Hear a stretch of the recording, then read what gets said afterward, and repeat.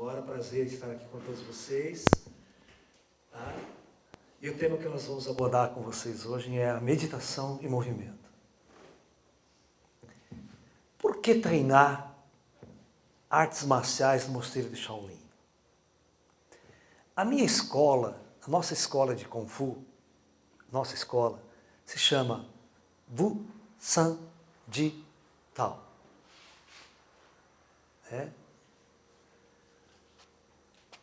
Então nós temos uma letra a mais do Bushido, sabe?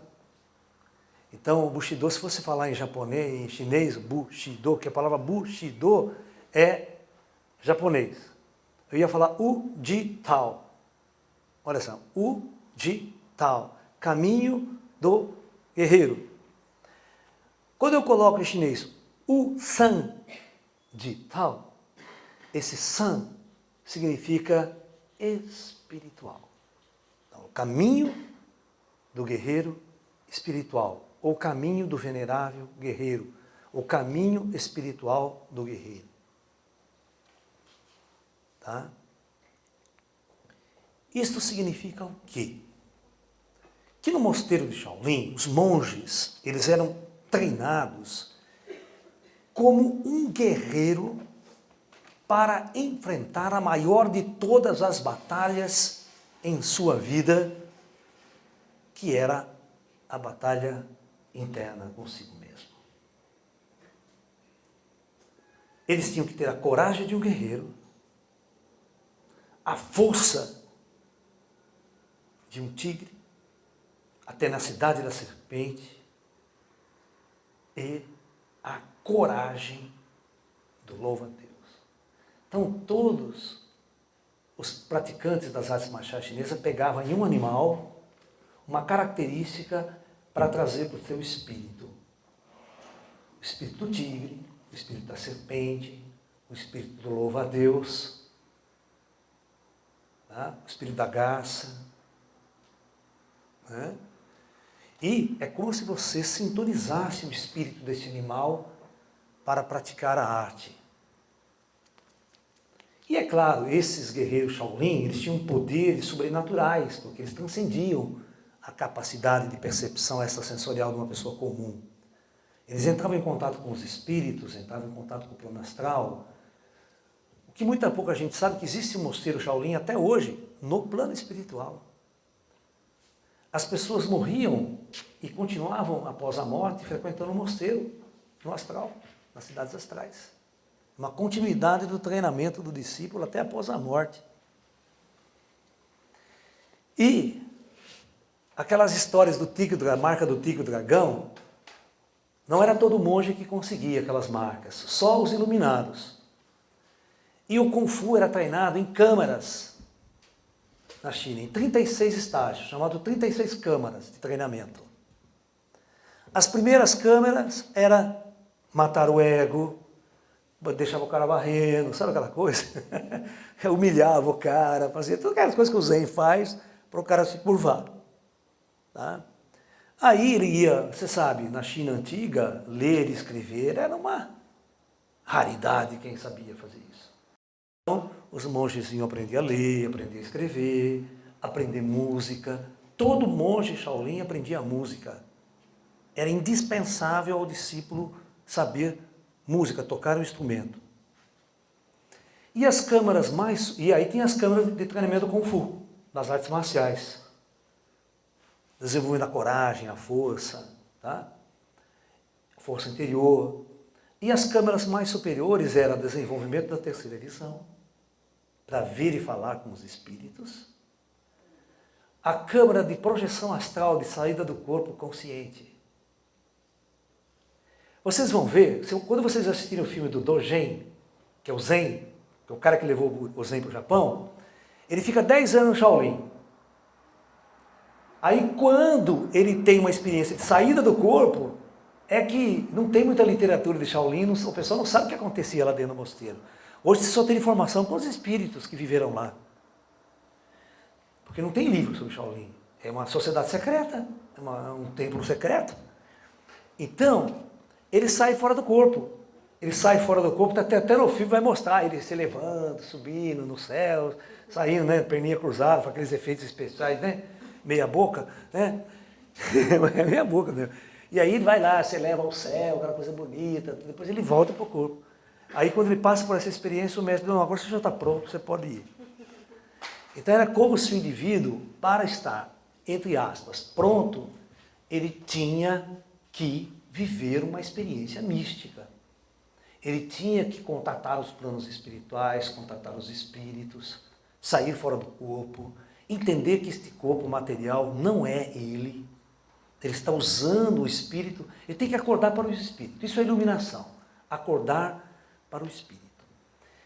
E para todo esse processo de treinamento e chegar neste ponto de acordar para o espírito, vocês já fizeram uma pergunta? Podem ler todos os livros que vocês quiserem, oriental, chinês, budista, e perguntam, o que é a iluminação? O que acontece depois da iluminação? Ninguém fala.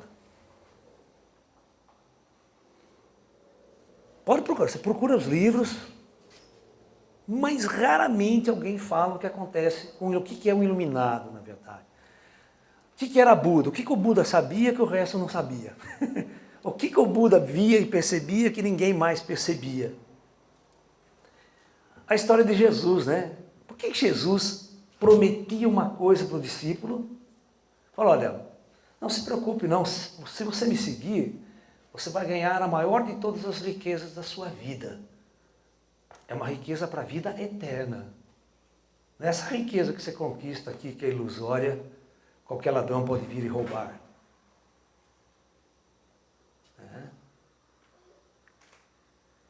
Iluminação é uma coisa muito simples. É você abrir a terceira visão, primeiro passo. Você vai olhar e falar com os espíritos que estão à sua volta. Está em evidência, perfeita.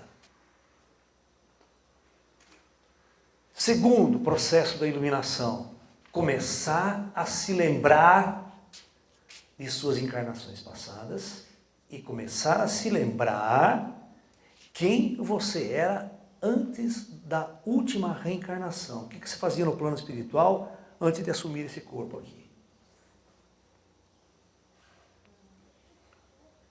Vocês se lembram do Lísias, do filme Nosso Lar? Sim. Todos vocês assistiram o filme Nosso Lar? Não tinha o Lísias lá, que era o guia do André Luiz, que orientou todo o acordar, o despertar do André Luiz no mundo espiritual? Você se lembra que tinha uma hora lá que ele estava preparando a reencarnação dele? Ele ia descer? Mas quando ele encarna, ele está encarnado no Brasil, sabia? Ele já está com mais de 50 anos. Muito mais. Acho que ele está mais velho que eu. Agora eu pergunto, será que ele sabe que ele é o Lísias? E se essa pessoa, se um de vocês que está sentado aqui for o Lísias, mas não se lembra, o que aconteceria se você se lembrasse que você era o Lísias? E lembrasse de todas as que você fez no mundo espiritual, se preparou para descer, se lembrasse dessa outra jornada. Isso é iluminação. Eu vou dar só uma missão a todos vocês. Todos vocês precisam descobrir qual era o nome que você tinha antes de reencarnar. Nessa vida. Eu vou dar uma outra informação que talvez vocês não saibam, uma questão simples de matemática. Quantas encarnações vocês acham que vocês tiveram neste planeta Terra? Já tiveram? Quantas vocês acham?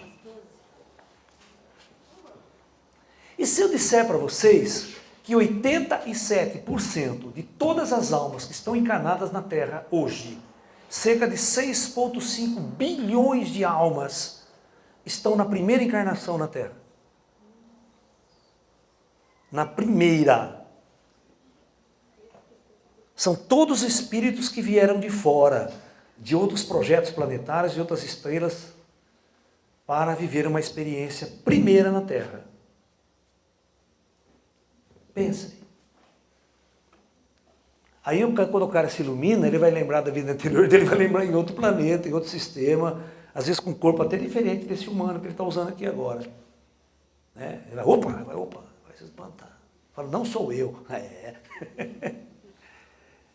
Tem isso também, quando a nossa consciência começa a ficar mais cósmica, quando a gente se liberta da forma material que nós vestimos, que é esse corpo, porque aquela velha história, mesmo que você tivesse umas 10 encarnações passadas aqui na Terra, cada encarnação eu tinha um corpo diferente, eu tinha um rosto diferente, eu tinha um nome diferente.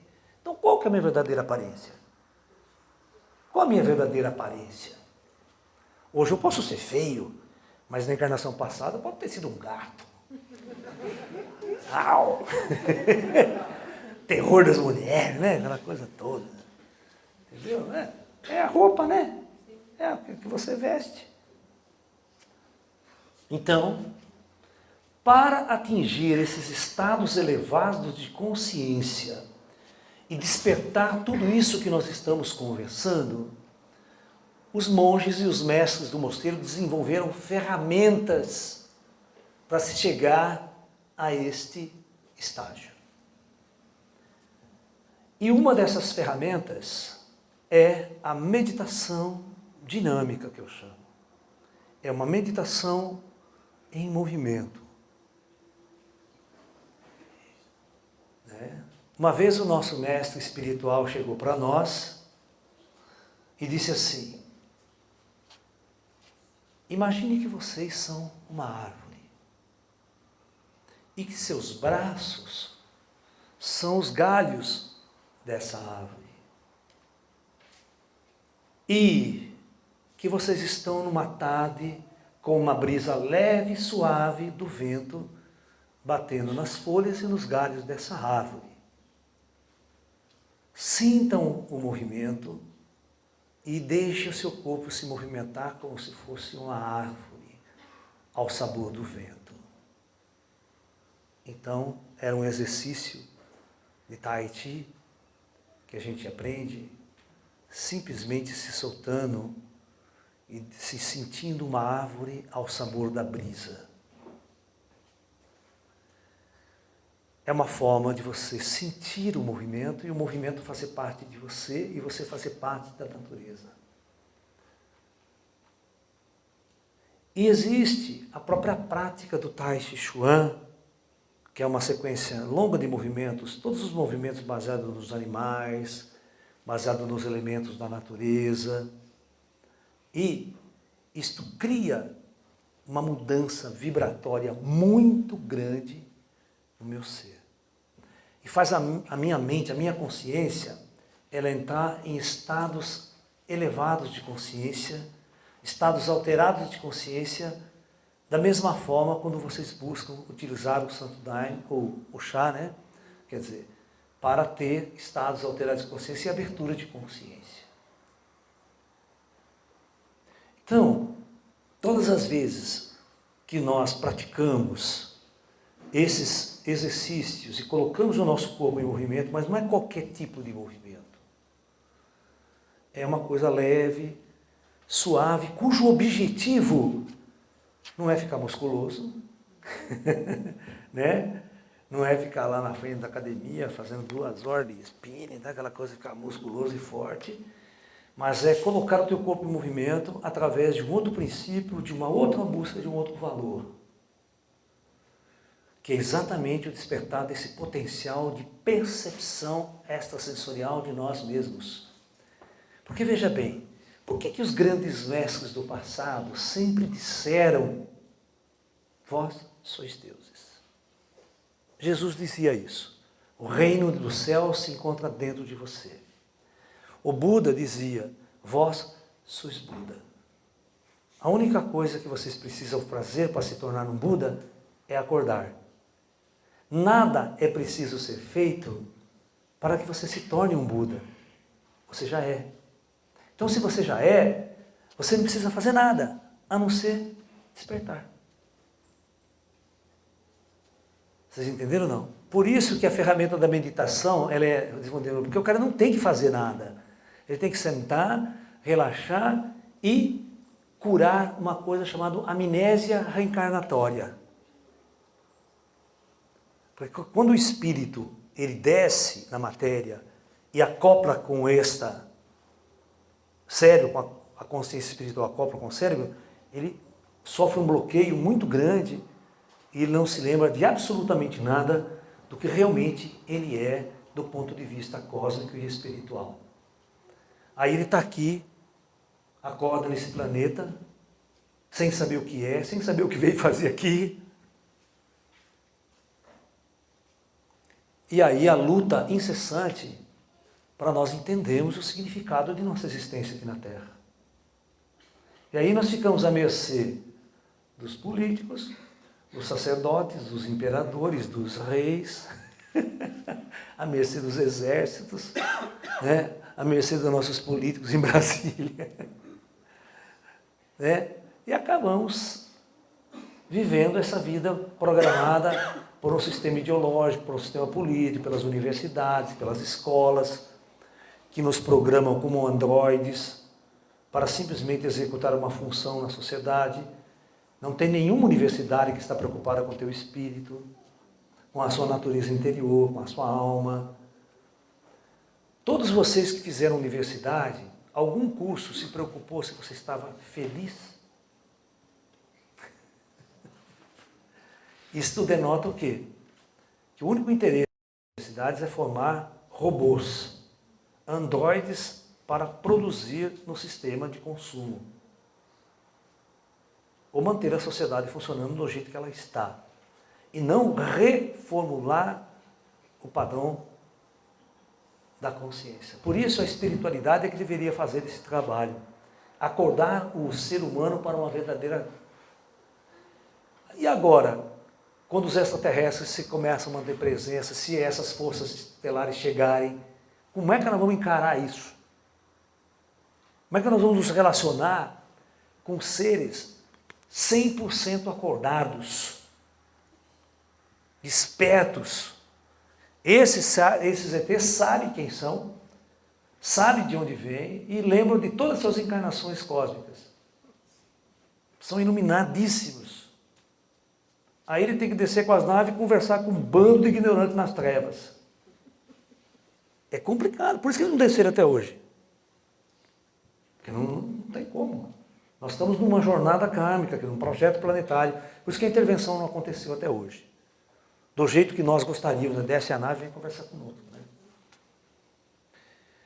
Mas, o que eu quero deixar claro é que a meditação em movimento é uma técnica, é uma prática, que ela tem um objetivo, que é o mesmo objetivo do yoga, que é o mesmo objetivo do kardecismo, do espiritismo, do Santo Daime, de todas as outras correntes filosóficas que buscam a luz, que buscam o despertar. Tá ok? Então, cada um de vocês deve procurar técnicas que vai facilitar e sintonizar com você. Por exemplo, eu comecei a dar um curso online, todas as segundas-feiras, de meditação oriental. Cada aula é uma técnica que eu ensino. São 23 técnicas que eu vou ensinar. A primeira aula foi segunda-feira agora, e nós fizemos uma aula sobre mudras. Mudras significa selo em sânscrito. Então são várias posturas das mãos, dos dedos, né, que você usa para meditar. E isso faz diferença. Olha, uma posição com o dedo faz uma diferença enorme no teu campo vibratório. A próxima aula agora vai ser meditação mântrica. Meditação usando sons especiais e mantras. Tudo isso são ferramentas que vai atuar no seu nível superior, no teu nível de consciência, para provocar um despertar, para provocar um acordar. Entendeu? Então nós temos 23 técnicas fundamentais do Oriente que nós vamos utilizar nesse curso para o indivíduo treinar, e dessas 23 ele vai escolher uma que ele sintoniza mais, que foi mais harmoniosa para ele sentiu mais, vamos assim dizer, profundidade na sua experiência espiritual. Nós estamos terminando agora, nós estamos quase terminando já um curso de formação de instrutores de Tai Chi Chuan. Pela internet também, online. É a primeira vez que nós estamos fazendo uma experiência dessa online. Porque agora não tem que usar tecnologia, cara. Ó, pra você ter uma ideia, você acredita que tem um cara até do Japão fazendo Tai Chi? É, do Japão. Daqui a pouco nós vamos dar aula da China. Né? Seria utópico, né? É. Ou seja, levando essa mensagem para grande parte do planeta. Né? A internet é uma força violenta. Semana retrasada, eu dei uma palestra online ao vivo, gratuita, sim, 1.800 pessoas ao vivo que assistiram. E a palestra fica gravada lá, né?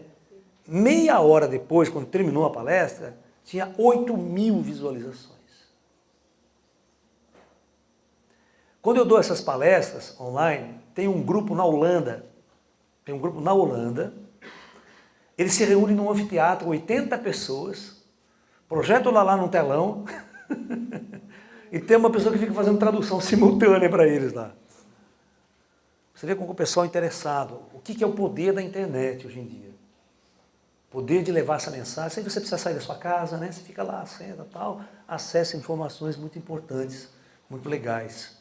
Né? Nós estamos vivendo um momento de nosso planeta que não é igual a 500 anos atrás. Se vocês olharem o nosso planeta, 10.000 anos antes de Cristo, tá? Tinha 4 milhões de habitantes na Terra só. Ninguém queria vir para esse planeta. Passou-se 10.000 anos até o ano zero, a data de Cristo, o nascimento de Cristo, a época de Cristo. Naquela data tinha 170 milhões de habitantes na Terra. Vazio o planeta. Ninguém queria vir para cá, tinha vaga. Tinha vaga pra caramba, mas faltou fora. Descer naquela merda lá, né? Manja, não tem nem AS para nós tomar com dor de cabeça. Né? Eu vou lá naquela porra, vou não. Os espíritos, ninguém queria vir para cá. Ó, 1.000 anos depois de Cristo, 400 milhões de habitantes só. Você sabe quando que a Terra atingiu seu primeiro 1 bilhão de habitantes? 1850. Então, em 1850, presta atenção, 1850 para trás, ninguém queria vir. Mas agora, quando deu os últimos 100 anos, ó, em 100 anos vocês não conseguem dar 2 encarnações, tá? Não dá. Não dá. Porque a média de vida aqui é 60, 70 anos e 30, 40, 50 anos fora da matéria. Então, no máximo, você precisa de uns 150 anos para dar 2 encarnações. Só que em 100 anos, 6,5 bilhões de habitantes desceram na Terra. E, nos últimos 50 anos, 4 bilhões de habitantes. Vieram de onde esse bando todo? Por que todo mundo quer vir agora aqui? Tinha vaga na Idade Média lá. Né? Se você queria morar lá com o Gengis Khan, tinha vaga também. Entrar na China. Você já assistiu o Marco Polo, o seriado? Quem assistiu aí? Você vê, era uma beleza morar na Terra naquela época. Cortar a cabeça era coisa assim, trivial. Né? Trivial, cortar a cabeça, olhou torto pro crânio, pá, a cabeça só fora. Tem uma cena, vocês veem que planeta de merda é esse, por que ninguém queria vir para cá, naquela época? O Gengis Khan, o Kublai Khan, né, que estava guerreando com os chineses lá, né, querendo tomar a China, o Império Chinês, os Impérios Song, né, que 1.200 lá vai alguma coisa, né, ele pegou um bando de prisioneiro chinês, e trancou num cercado assim, devia ter uns 300. Mas ele falou, mas por que não mataram esses caras, né? Porque eles matavam, entravam na casa, matavam todo mundo, não, eles pegaram, porque não guardaram aqueles caras. E o Marco Polo ali, inocente, né? Mas o que vocês vão fazer com esses caras aqui? Pegou até amizade com o chinês, lá, conversando com ele. Daqui a pouco, a hora que eles estavam preparando um ataque de guerra lá, os caras pegaram um cardeirão enorme assim, começou, sabe, ferver assim, sabe, tacar fogo, e começaram a trazer os prisioneiros, e já cortava a cabeça de um, cortava a perna, cortava tudo, assim jogava no tacho. Assim, pegava os prisioneiros, cortava a cabeça, cortava braço, pena e ia jogando no tacho. E mexendo. Mas para que isso? Aquilo aí ia virar uma gordura, e aquela gordura ia ser combustível para as bombas incendiárias, para as armas incendiárias, flecha, aqueles catapultas incendiários para incendiar a cidade inimiga. O combustível era ser humano. Vaca não, porque vaca eles comiam. Búfalo eles comiam. O combustível era ser humano. Era um lugar legal para tirar umas férias. O neguinho, você acha que o cara estava lá no astral, olhava para, vou descer nessa merda não. Vou descer, vou virar combustível dele. Ninguém queria vir não, cara. Por isso encarnar naquela época tinha que ser muito macho. Muito macho. E as mulheres tinham que ser mulher, porque o bicho pegava lá, a mulherada. Agora eu pergunto, por que nesses últimos 100 anos, todo mundo, tem vaga lá, vamos lá, desceu 6 bilhões de habitantes. Isso significa que algo vai acontecer. Algo de muito importante, que nunca aconteceu antes, vai acontecer. Você vê, nesses últimos 100 anos, teve 2 guerras mundiais, nunca existiu guerra mundial na Terra, só na Atlântida, mas nesse projeto não. E a bomba atômica, a arma de destruição em massa?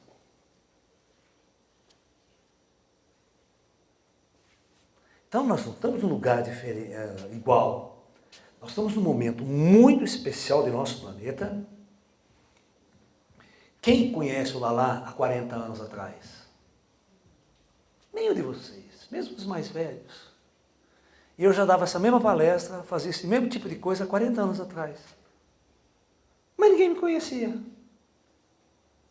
Ou seja, naquele tempo, olha, 50 anos atrás, a mensagem não chegava até vocês. Vocês não tinham acesso à informação. Há 50 anos atrás, ninguém sabia o que era a palavra Tai Chi Chuan. Quando eu falava Tai Chi Chuan, a senhora estava xingando. Porque ninguém conhecia as artes chinesas aqui no Brasil. Yoga é uma coisa que no Brasil é coisa de 50 anos, viu? Antes não tinha yoga no Brasil. Então, significa o quê? Que algo está para acontecer de muito importante. E todo esse avanço científico e tecnológico muito rápido, inclusive a internet, fez com que se inventasse uma coisa chamada Santo YouTube. Todos vocês conhecem o Lalá por causa do YouTube. Se não tivesse o YouTube, então vocês têm que rezar todo dia para o Santo YouTube. Porque é o que está fazendo a informação chegar até vocês. E todos vocês estão sentados aqui por causa de ver as palestras, porque antigamente, se você não aparecesse na Globo, você não existia, cara. Se não aparecesse na Globo, você não existia. Agora não, agora tem uma democracia na comunicação, né? Você monta um canalzinho na internet lá, todo mundo assiste, um monte de gente no mundo inteiro você tem acesso. Isso não é normal. Né? A presença extraterrestre, chegada, o espiritismo no Brasil, que foi uma força muito grande para mostrar o lado espiritual, que está acontecendo. Os curadores, como, por exemplo, o médico Chico Xavier, mas o curador, por exemplo, o primeiro lá que incorporava o Dr. Fritz, o Zé Arigó, aquele cara fazia uma coisa que não tem noção. Colocava a nossa ciência de ponta cabeça. Então, todos nós, neste momento, precisamos buscar quem nós somos. A verdadeira missão do homem não é comprar uma casa. A verdadeira missão de você é ter um monte de filho para encher o saco. Certo? Né? Casar tem que sustentar a mulher, aquela coisa toda. Ou seja, a verdadeira missão da nossa civilização é descobrir a nós mesmos, como alma, como espíritos transcendentes, e tentar entender qual que é o papel que eu vim fazer nesse mundo. Por que eu encarnei? Por que eu decidi encarnar? Eu estava lá em cima. Qual foi o grande projeto que eu me inspirei, que eu falei, não, eu quero descer, eu preciso descer, porque eu quero vivenciar esse tipo de experiência.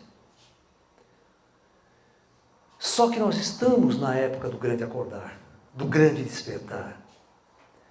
E nunca na história nós tivemos a oportunidade de ter nas mãos Ferramentas da China, ferramentas da Índia, ferramentas de todas as espécies que eu posso utilizar e chegar às minhas mãos. Cara, há 30, 40 anos atrás, só a Igreja Católica mandava. Você pode notar, no Brasil, todas as cidades do Brasil, o centro da cidade é a catedral. Isso significa que o imperialismo do cristianismo e do catolicismo.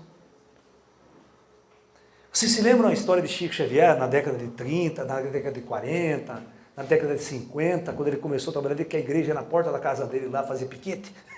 O padre ia lá fazer piquete. Não entre que é a casa do demônio. Você imagine se fosse hoje aqui fazer essa reunião do Santo Daime. Né? O padre descomungava todo mundo, mandava apedrejar vocês na saída. Então tinha essa liberdade de outros cultos, de outras buscas. Então hoje nós temos uma abertura muito grande de ter todas essas ferramentas em nossas mãos. Só não ilumina quem não quer. Só não transcende quem não quer. Porque existe muito material em nossas mãos. Né? E agora eu quero ter a oportunidade de conversar com vocês sobre a meditação em movimento. Vamos estabelecer um papo, um diálogo. Porque eu gosto de ser mais taoísta, sabe? Eu gosto de interagir e fazer a coisa acontecer em cima da ideia, em cima do tema. Tá? Eu vou me sentar aqui, eu vou chegar mais perto e tentar na roda. Ai, não caí não, né? Ajeita a cama, né? Quem quer fazer pergunta? Vamos lá. Pois não. De tudo que eu já vi várias palestras com vocês, eu que fico passando isso para todo mundo, né? Que legal. Ou para mim esse aqui é um problema. Agora é o seguinte, aqui temos vários institutos que consomem ayahuasca. Certo. E é praticamente um desdobramento astral de uma maneira química. Para nós é uma coisa espetacular, só quem você não tomou, mas deveria tomar. Cara, olha, eu já não consigo me segurar do jeito que eu sou. Vai para onde? O professor é o seguinte. Olha, quando eu cheguei aqui, eu posso contar para vocês. Eu botei o pé aqui dentro, eu não conseguia parar em pé. Eu comecei a ficar zonzo. Eu falei, meu Deus do céu, eu não vou conseguir dar palestra hoje aqui. Até chamei a minha Arielle, que está com a gente, eu falei, Arielle, eu não vou conseguir. Mas eu falei assim, eu vou conversar com esses espíritos aqui, vou trocar umas ideias com ele. Eles não sabiam quem eu era, o que eu vinha fazer aqui. Aí eu tive que conversar com eles, explicar para eles direitinho, e pedir a permissão para eles, para eu entrar nesse templo, nessa casa, e poder conversar com vocês. Porque eu sou muito sensível, como médium. Então, se os espíritos não me permitissem, eu ia virar as costas e ia embora, não ia dar palestra para vocês.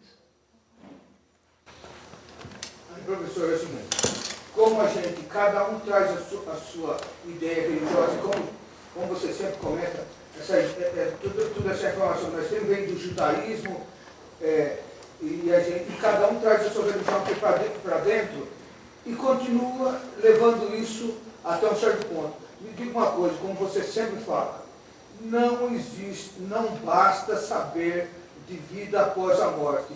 Com dualidade, jamais a gente vai conseguir ter essa. E aqui há muitos anos as pessoas vêm, aqui em todos os institutos eu falo de uma maneira geral. Certo. A pessoa, ela simplesmente pega todas as referências que ela tem religiosas, traz para dentro e continua querendo. E aí é permitido. Então o cara ele vai no espaço que é permitido pela religião dele, então ele continua naquele foco. Baseado na dualidade que nós somos. Eu queria saber o seguinte, existe alguma ferramenta eficaz? Eu trabalho com auto-observação nesses casos, agora quando eu estou cometendo uma dualidade, opa, peraí. Né? Certo.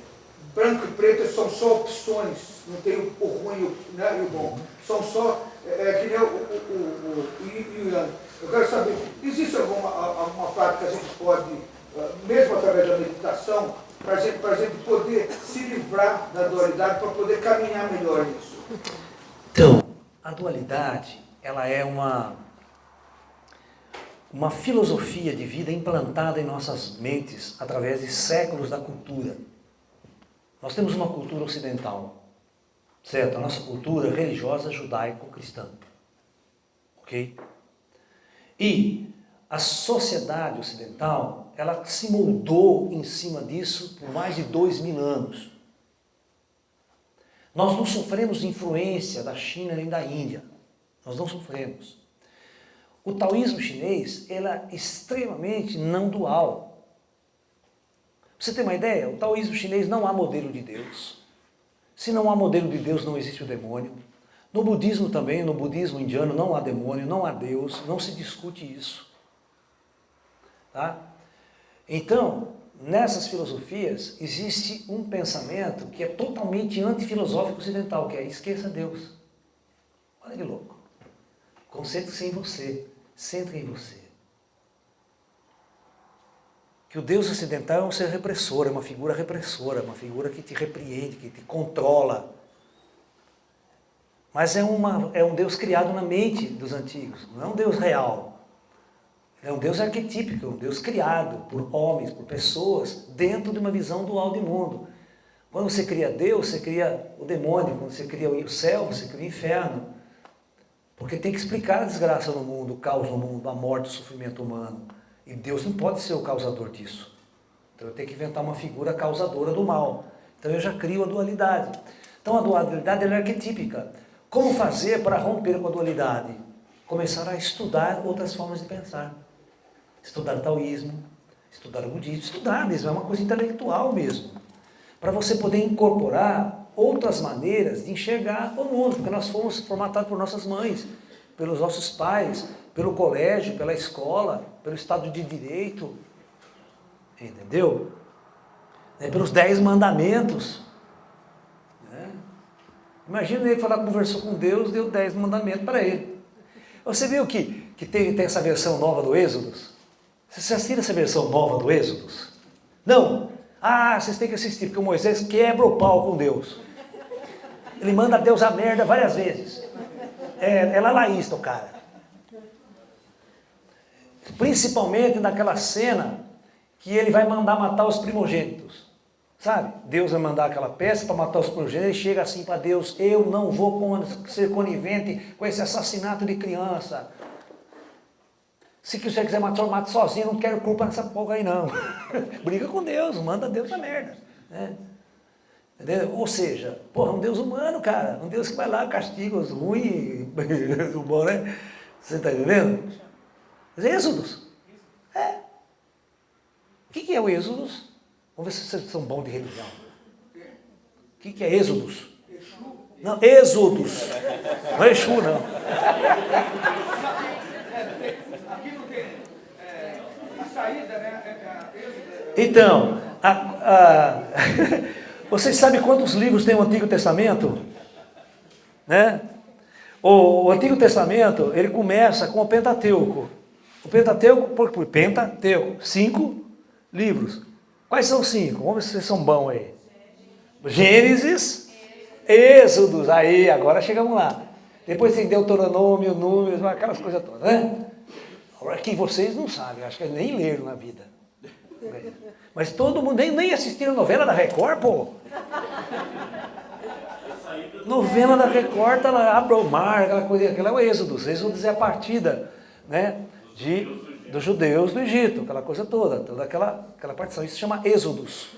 É o Êxodo, não no Êxodo rural, Êxodo não sei o quê. É a mesma coisa. Mas é a história, né? Então, e esse Êxodo, no Êxodos, é que o Moisés vai lá receber os 10 mandamentos, né? De Deus. Então, aí você fortalece mais uma vez a dialética do bem e do mal. Você não vai matar, isso é errado, isso é certo. E tem um mandamento que ninguém hoje em dia segue. E nós estamos tudo no inferno por causa disso. Quase tudo. Não, é aquele não cobiçará a mulher do próximo. Quando tem próximo, tiver próximo. E se tiver próximo, ainda piorou. E se for gostosa, ainda piorou mais. Aí que o nego não safa desse mandamento. Mas então a base fundamental disso é, para nós vencermos a dualidade, nós precisamos simplesmente conhecer outras formas de pensar. Nós não podemos ficar fechados na nossa forma de ver o mundo, na nossa dialética, que nos foi impostas ao longo de milênios. Então, procurar estudar o budismo, estudar o taoísmo principalmente. Pega o Tao Te Ching, esse Tao Te Ching é a base do taoísmo, né? Que aí vocês vão poder ter um contato com uma filosofia que não pensa desse jeito. Tá? Então é o único jeito de você vencer. E quando você se inteira dela, você começa a construir ela dentro de você. Você começa a ver o mundo de um jeito diferente. Você começa a olhar para as pessoas de um jeito diferente, para os animais, para as plantas, para todas as coisas. Você não vai julgar mais da mesma forma que você julgava antes. Esse é um jeito de transformar o nosso ego. Mas, professor, eu frequentei uma escola de taoísmo impecável, inclusive com chineses, descendentes de pessoas que pegaram ensinamento e vieram transferindo. Então você vai assistir a palestra, eu sempre comento isso com pessoas, porque eu parei de fazer taoísmo. Porque a maioria das coisas ali não é o que o Lao Tse falava em 4 dias, né? Ou 5 dias, sei lá. Acontece que a preleitora, a matriarca do lugar, comentou uma historiazinha assim, para ilustrar um assunto, e ela falou o seguinte, que a mãe, uma filha condenou a mãe por um motivo banal, né? E só por ela ter feito isso, olhou para todos assim, sabe quanto? 500 reencarnações. Estamos lascados. Estamos lascados. Não, o lance é o seguinte, deixa eu explicar para vocês. Quando a gente fala de taoísmo, a gente tem que falar no Lao Tzu direto. Você vai estudar o Lao Tzu. Você não pode estudar a religião taoísta hoje. Você não pode estudar o budismo hoje. Porque na Índia, cara, existem mais de 400 mil religiões. Sabe? Ou seja, da mesma forma que o cristianismo, você vai tem 500 mil religiões evangélicas em cima de um mesmo texto, diferentes, posturas diferentes, visões diferentes, o taoísmo sofreu muitas dessas distorções ao longo do tempo. E o budismo também, sabe? Então, né, tem a escola Hinayama, Ramayama, tem isso, aquelas divergências na China, quando migrou para a China, você vê o budismo chinês, é completamente diferente do budismo da Índia, sabe? Ele sofreu mudanças, sofreu... o Zen budismo, por exemplo, não é uma coisa do Buda. O Zen budismo é uma coisa que foi criada no mosteiro de Shaolin com a fusão do pensamento chinês. Entendeu? Então houve toda uma evolução, uma transformação das questões fundamentais e básicas.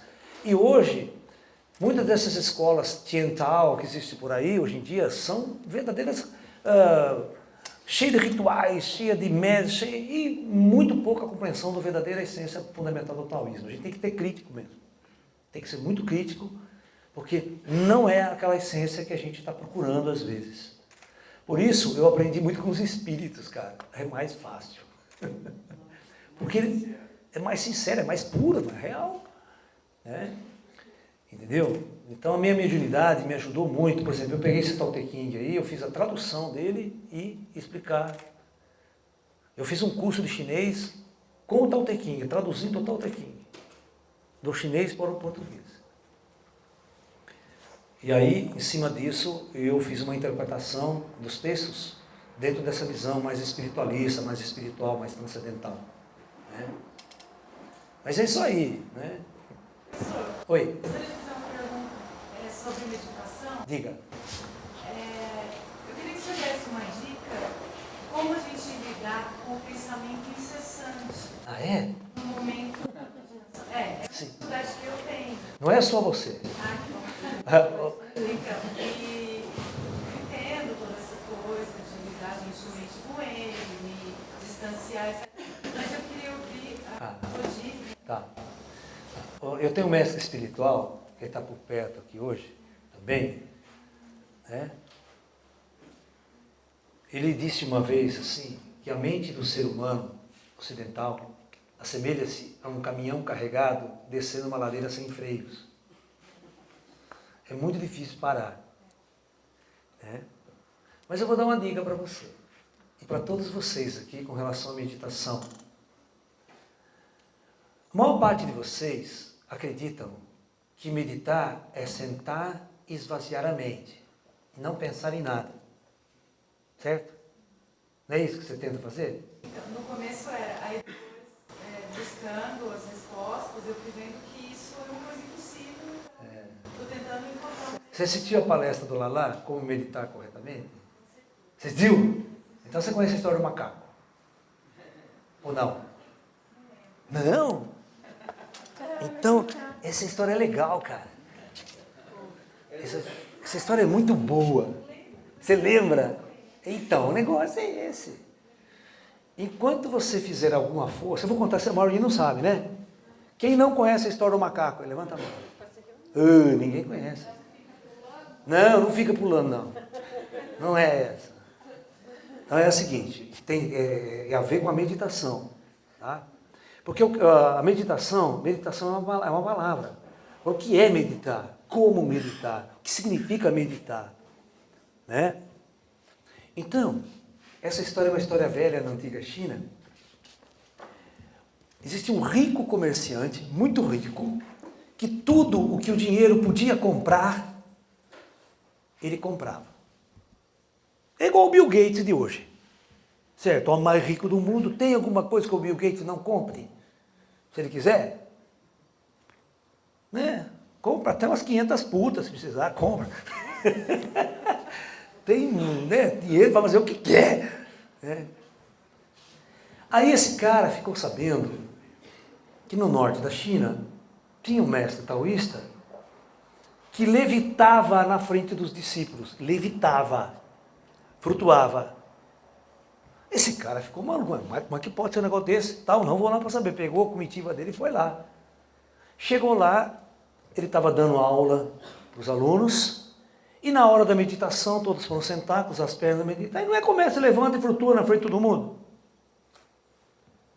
O homem fica doido. Terminou a aula, ele foi lá, começa a falar um negócio seguinte: meu senhor, pago quanto o senhor quiser para o senhor me ensinar a fazer isso. Quero aprender a levitar também. Paga como você quiser. Pode falar seu preço aí. Sou muito rico. O mestre, como era taoísta, né? Desinteressado, estava nem com grana. Falou, não precisa pagar nada não. Te ensino de graça, é muito fácil. É tranquilo. É só você seguir os meus conselhos, um treinamento que eu vou te dar, que é batata. Vai levitar em uma semana.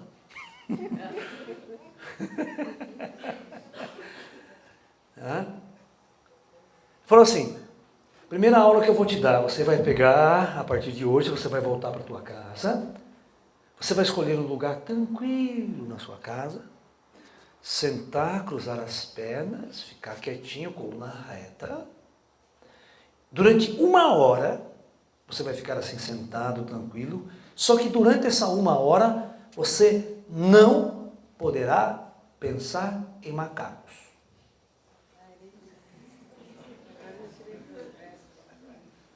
Ok? Você não pode pensar em macaco. Mas macaco? Mas para que macaco? Não, vai. Não, você é tranquilo, é moleza, não é verdade? Moleza, vou lá, eu lá, né? Primeiro dia de meditação, voltou para a casa dele, sentou com os seus... Bom, não posso pensar em macaco. Olha o macaco. Porra, né? Meu, só parecia macaco na frente dele. Ele começou a entrar em desespero total.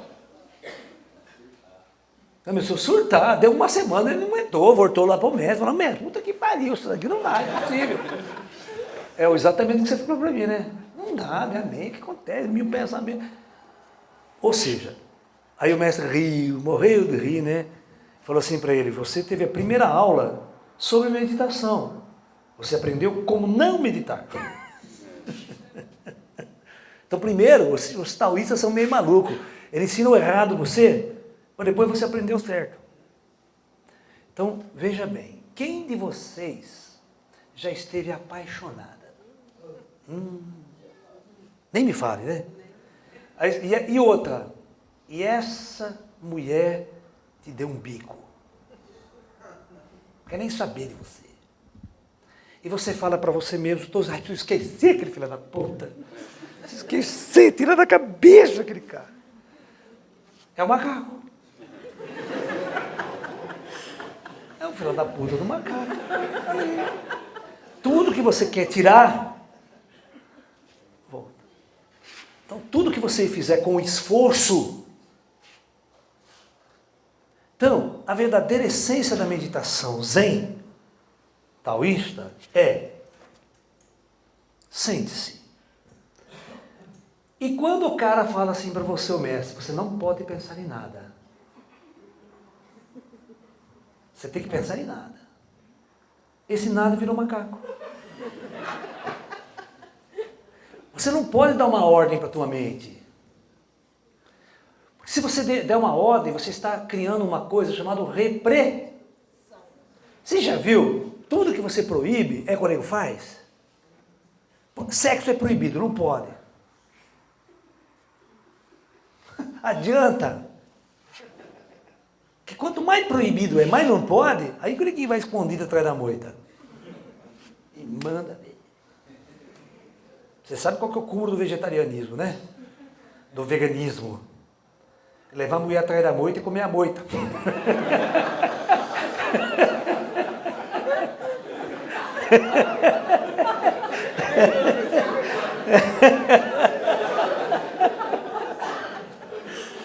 Você foi fundo.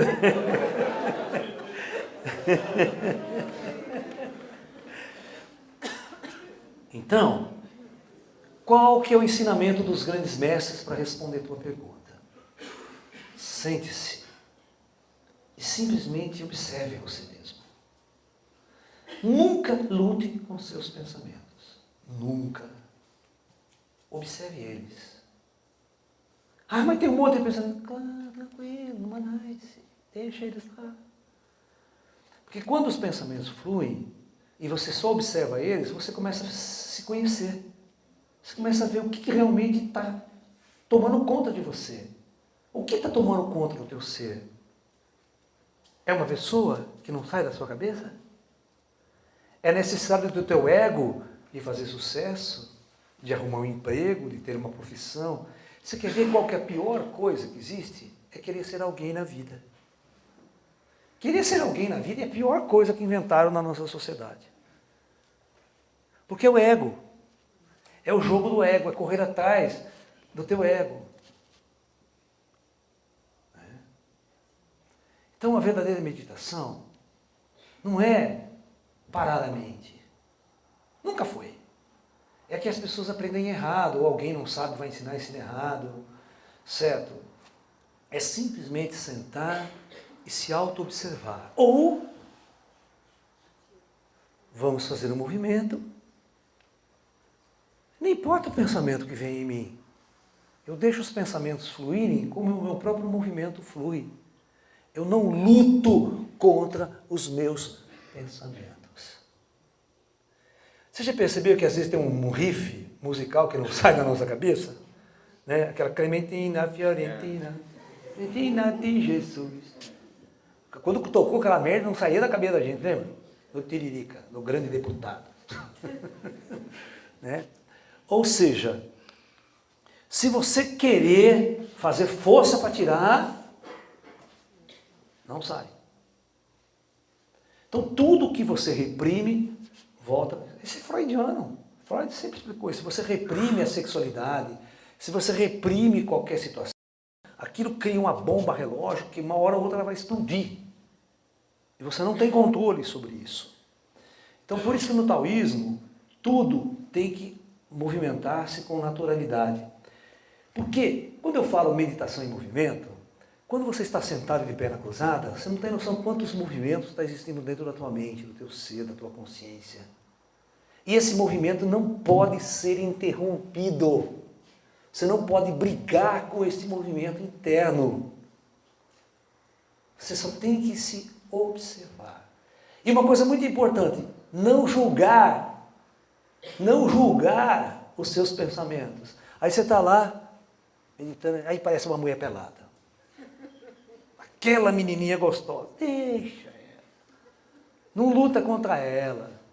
Deixa ela passar, ela vai embora do mesmo jeito que veio.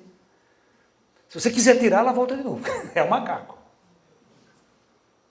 Se você tem raiva de alguém, ou se você, a maior parte das pessoas, elas lutam, sabe com o quê? Com suas derrotas. Ai, eu não consegui. Olha, todos meus amigos já casaram e eu estou aqui solteiro, ninguém me quer. Ai, aquela lá já comprou uma casa, olha, já comprou um apartamento. E eu aqui não tenho nada. Então eu começo a lutar contra as minhas fraquezas, os meus fracassos. E eu começo a me culpar. E quando você se culpa, o que acontece? É o macaco na história. Você não consegue tirar o sentimento de culpa de você.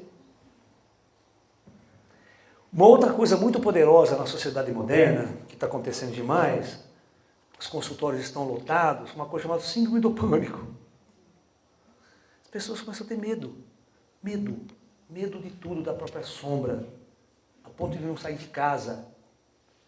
Mas de onde vem esse medo? O medo vem de nossas próprias autorrepressões. Tudo você vai ter medo. Quando uma pessoa não controla o seu medo, ela vai ter medo de tudo. Ela tem medo ela vai desconfiar do amigo. Ai, se é amigo, ai, não confio muito em ser amigo, não. Eu tenho medo, começa a ter medo dele. Ai, ele vai se aproveitar de mim, ele vai abusar de mim, mas ele vai jogar eu fora, tal. Já começa, antes de dar o primeiro beijo, já cria todo o amanhã. Não vive hoje. Então, você tem que se sentar e deixar que os movimentos internos fluam naturalmente. Você não pode estabelecer nenhum bloqueio ao movimento dos pensamentos. Aí vocês vão ver que o ódio, a raiva, o medo e principalmente uma coisa chamada depressão, ela vai embora. É porque quando você se aceita. Você sabe por que as pessoas são depressivas? Só tem um motivo. É muito simples você curar a depressão. Se você mostrar para a pessoa que a causa da depressão dela é um desejo. É um desejo que ela não conquistou. Ela entra em depressão. Por exemplo, compre nas Casas Bahia amanhã, que é só amanhã. Você fala, caralho, não tem dinheiro para comprar. Pode ser, tem 20 parcelas, mas não tem dinheiro. Só amanhã. Então você fala, pô, eu desejei aquele negócio, ou criaram o desejo em mim, né? E eu acabo desejando. E quando o tempo vai passando e eu não conquisto o meu objeto do desejo, isso vai me dando uma ansiedade, eu vou ficando ansioso. Puxa, está passando o tempo, eu não consigo, não conquisto, aquela coisa não acontece, não vem para mim. E aí ocorre um estresse, né? E aí, depois do estresse, cai tudo. Esse desabar é o fundo do poço da depressão. Tudo por causa de um desejo não conquistado. O que a meditação faz? A meditação, primeiro, nós vamos parar com os desejos. Nós não vamos lutar contra os desejos, ou a favor deles. O desejo é um macaco. O desejo se torna um macaco ali na minha mente. Porque eu desejo, aquilo não sai da mente. E a coisa não acontece. Isso acontece muito com namorado e namorada. Você vê uma menina bonita na sua escola e você começa a desejá-la. Mas você não consegue conquistá-la. Aí você vai numa festa e vê ela com outro. Aí o que acontece? Depressão. Ou vulgarmente conhecida como dor de corno. E a meditação ativa quando eu repito o mantra na orelha?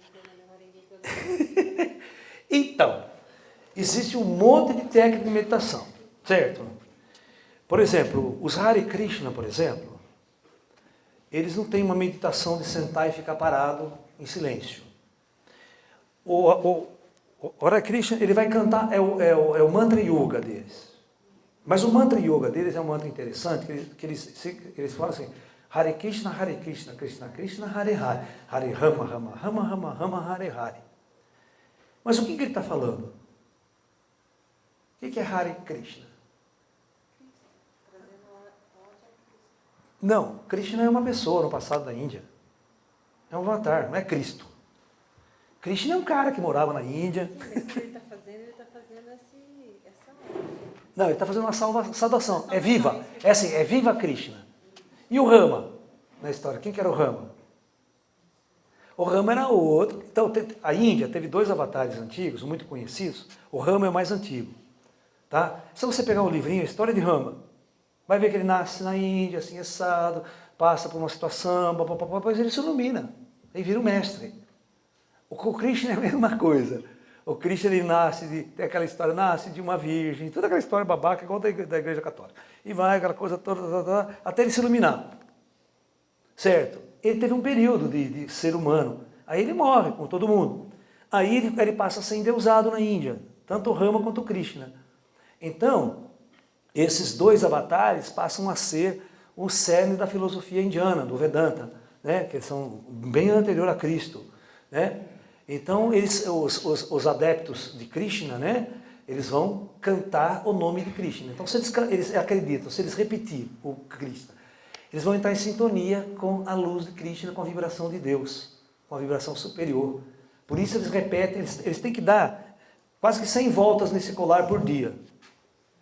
Tá? Tem 108 contas e tem que cantar 100 voltas nesse colar por dia, repetindo Krishna, repetindo.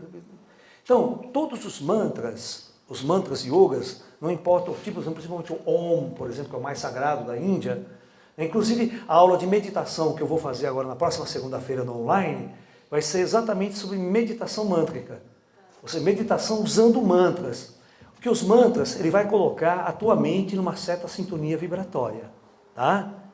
Ele vai alinhar os chakras, os mantras dos chakras, tem as notas musicais corretas para vibrar.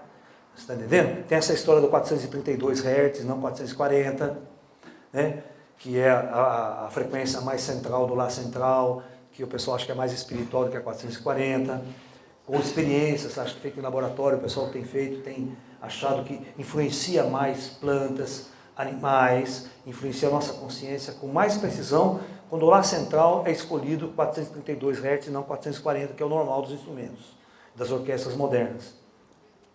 Né?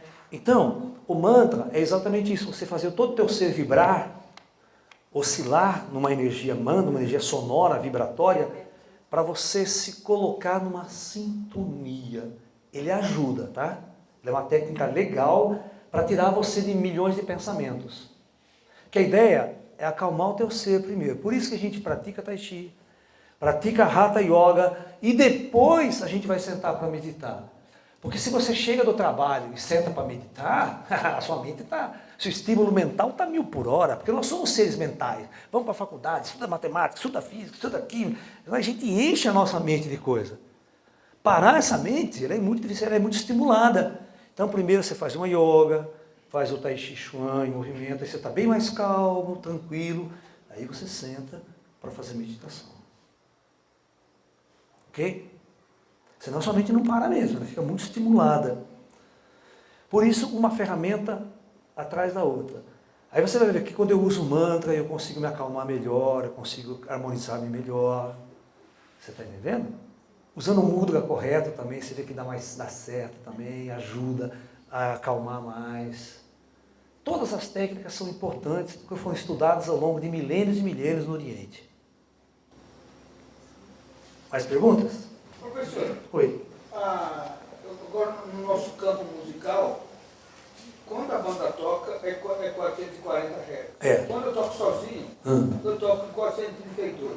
Até o espectro do 432 tem a ver. Agora, todo mundo fala que isso não tem nada a ver. Por isso que é uma questão de experimentar, né?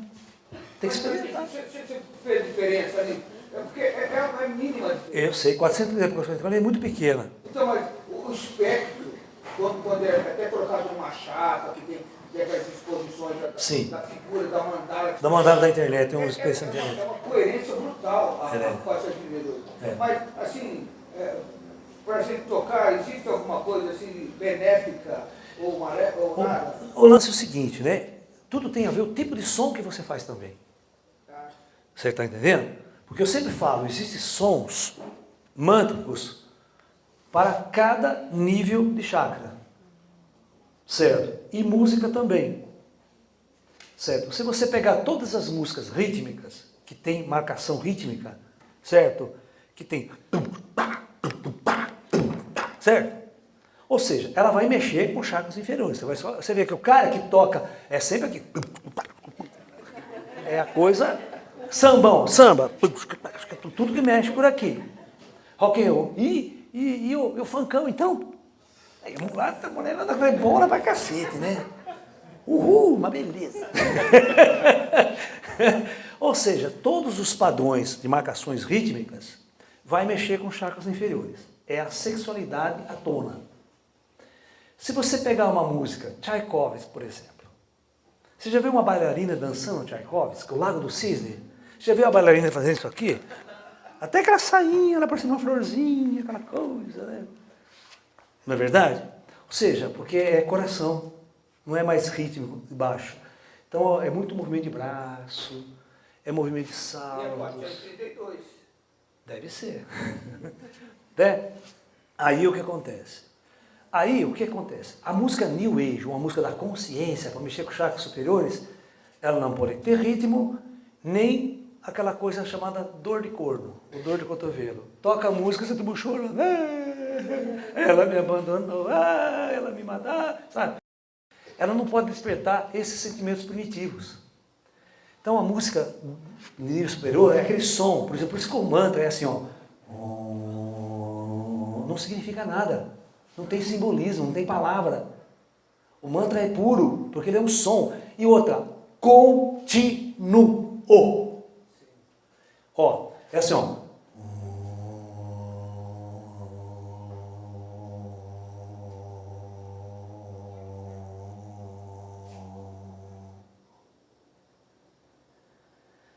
O que os caras fazem? Os monges lá tibetanos, eles reúnem 100 monges, faz um estúdio, mete uma gravação e começam a cantar. Fica 1 hora a fita cantando. É a hora de você meditar com o mantra e você cantar também junto. Que você vai promocionar, você centra a sua mente. Porque a nossa mente é dispersa. Como falou, 1000 pensamentos, tá, passa a manhã pelada, tá, de repente, vamos centrar a mente, vamos pá, aí a mente começa a ficar mais centrada, a meditação fica mais focada, você fica mais focado naquele padrão, e aquilo vai te levando uma viagem na sua mente, vai botando você numa jornada. Né? Você já viu a flauta zen? A flauta zen é assim, ela não pode ter ritmo, não tem nada. Então o cara pega lá e fica assim, ó.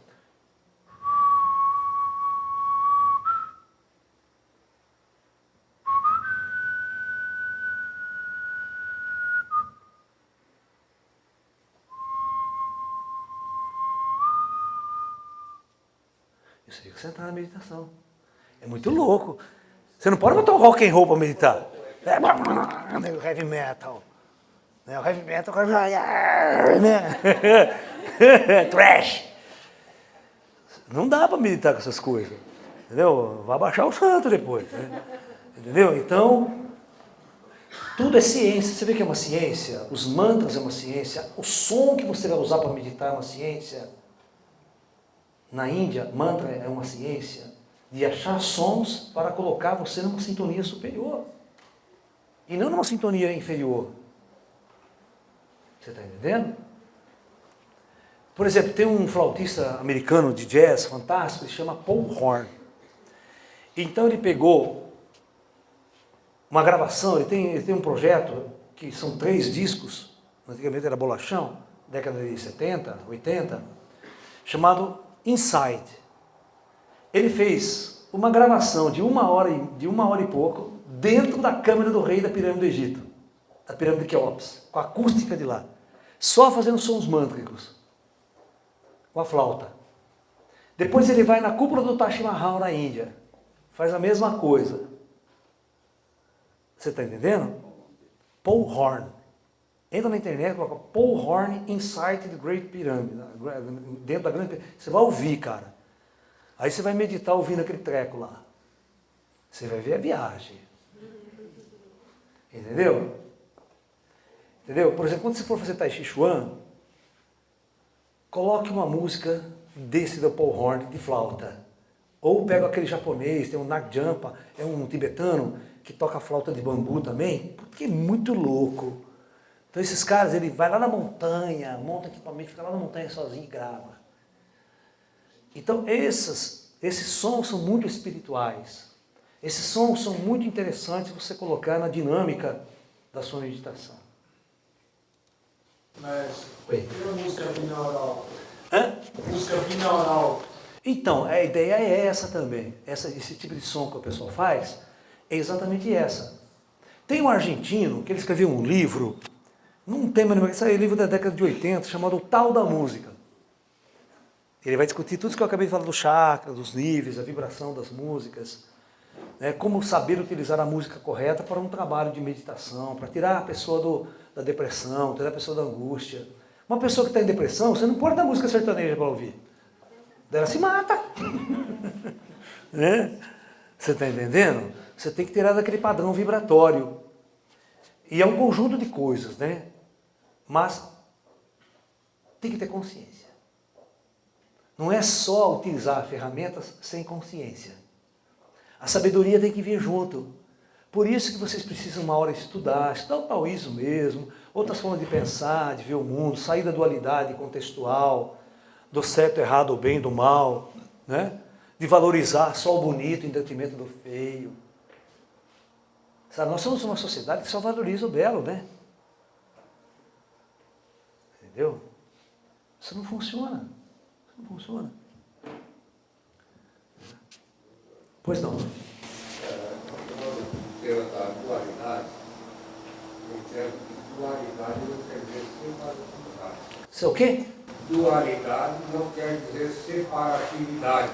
Ah, sim. Na China não, mas aqui no Ocidente é. Na China não existe a ideia de dois opostos. Existe a ideia de complementaridade. Né? O homem e a mulher se complementam. O som e o silêncio formam a harmonia da música. Tá? Na China é a ideia de complementaridade, mas aqui no Ocidente é muito extremismo mesmo, né? Ou esse cara é bom, esse cara é mau. Isso é certo, isso é errado. Cria-se um rótulo. Isso é do demônio, isso é de coisa de Deus. Você vai para o inferno, você vai para o céu. E outra, não tem segunda chance. Caiu no inferno é eternamente, você está fru da vida. Você gosta de eternamente, ô Deus vingativo, né? Estou aqui, não sei nem porque eu vim aqui e tal, já está caiu no inferno. Né? O inferno é isso aqui.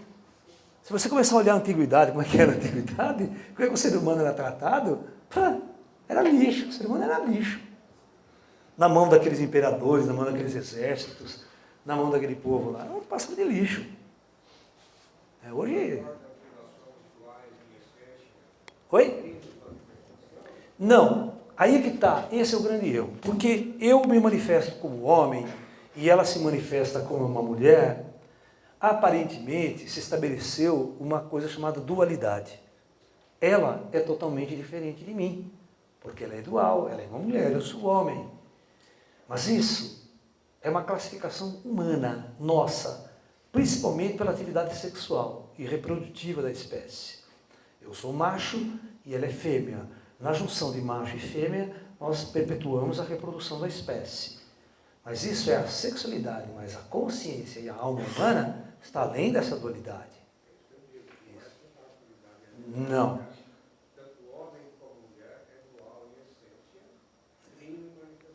Pode se pensar assim.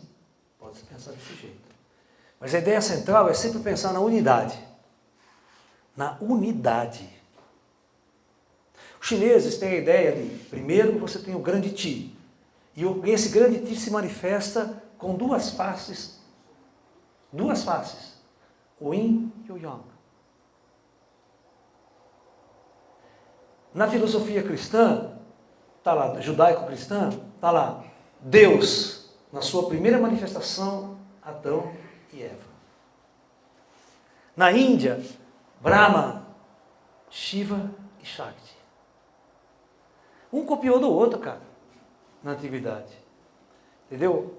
Manifestação, só que os povos poderiam interpretar isso diferente, achando que essas duas coisas eram diferenciadas, eram opostas. Mas não, é duas faces da mesma moeda. É a face de Brahma. De um lado que você olha, você vê Shiva. Do outro lado, você vê Shakti. Mas a figura central sempre é Brahma. Né? Se a gente fala dessa evolução oriental, a China vive Hoje, não estou falando do que se passa na China hoje. Tá? Nem do que se passava na China 2000 anos atrás, que era o inferno. Mas hoje, tá. Porque uma escravidão danada. Não, sempre foi o mundo. Esse tipo de conhecimento que eu falo para vocês, que nós estamos discutindo aqui, era meia dúzia de monges no mosteiro. A população não vivia isso. Nunca viveu. Nem na Índia, nem na China, nem em lugar nenhum. Mas, qual que é a sua percepção sobre o momento atual? Parece que assim, a verdade está se aflorando Cada vez mais. cada vez mais, mas ao mesmo tempo o caos é cada vez maior. Né? Então, qual que é a sua percepção sobre isso? Nós estamos no fim. Hã? Nós estamos no fim. Nós estamos no fim onde a verdade tem que aparecer, mas os podres também. Você está entendendo? Essas politicaiadas tudo vindo à tona, roubalheira, bandidagem. Por que está vindo à tona agora? Todo mundo roubou há mais de 30 anos, ninguém ia para a cadeia. Ninguém sabia. Bicho, eu nunca vi um dono de empreiteira bilionário estar preso. Eu nunca vi isso. Você já viu isso antes? Quem tinha dinheiro nunca ia preso nesse país. Ou seja, o planeta está passando por mudanças e transformações muito grandes. Né? E isso é um momento planetário sui generis.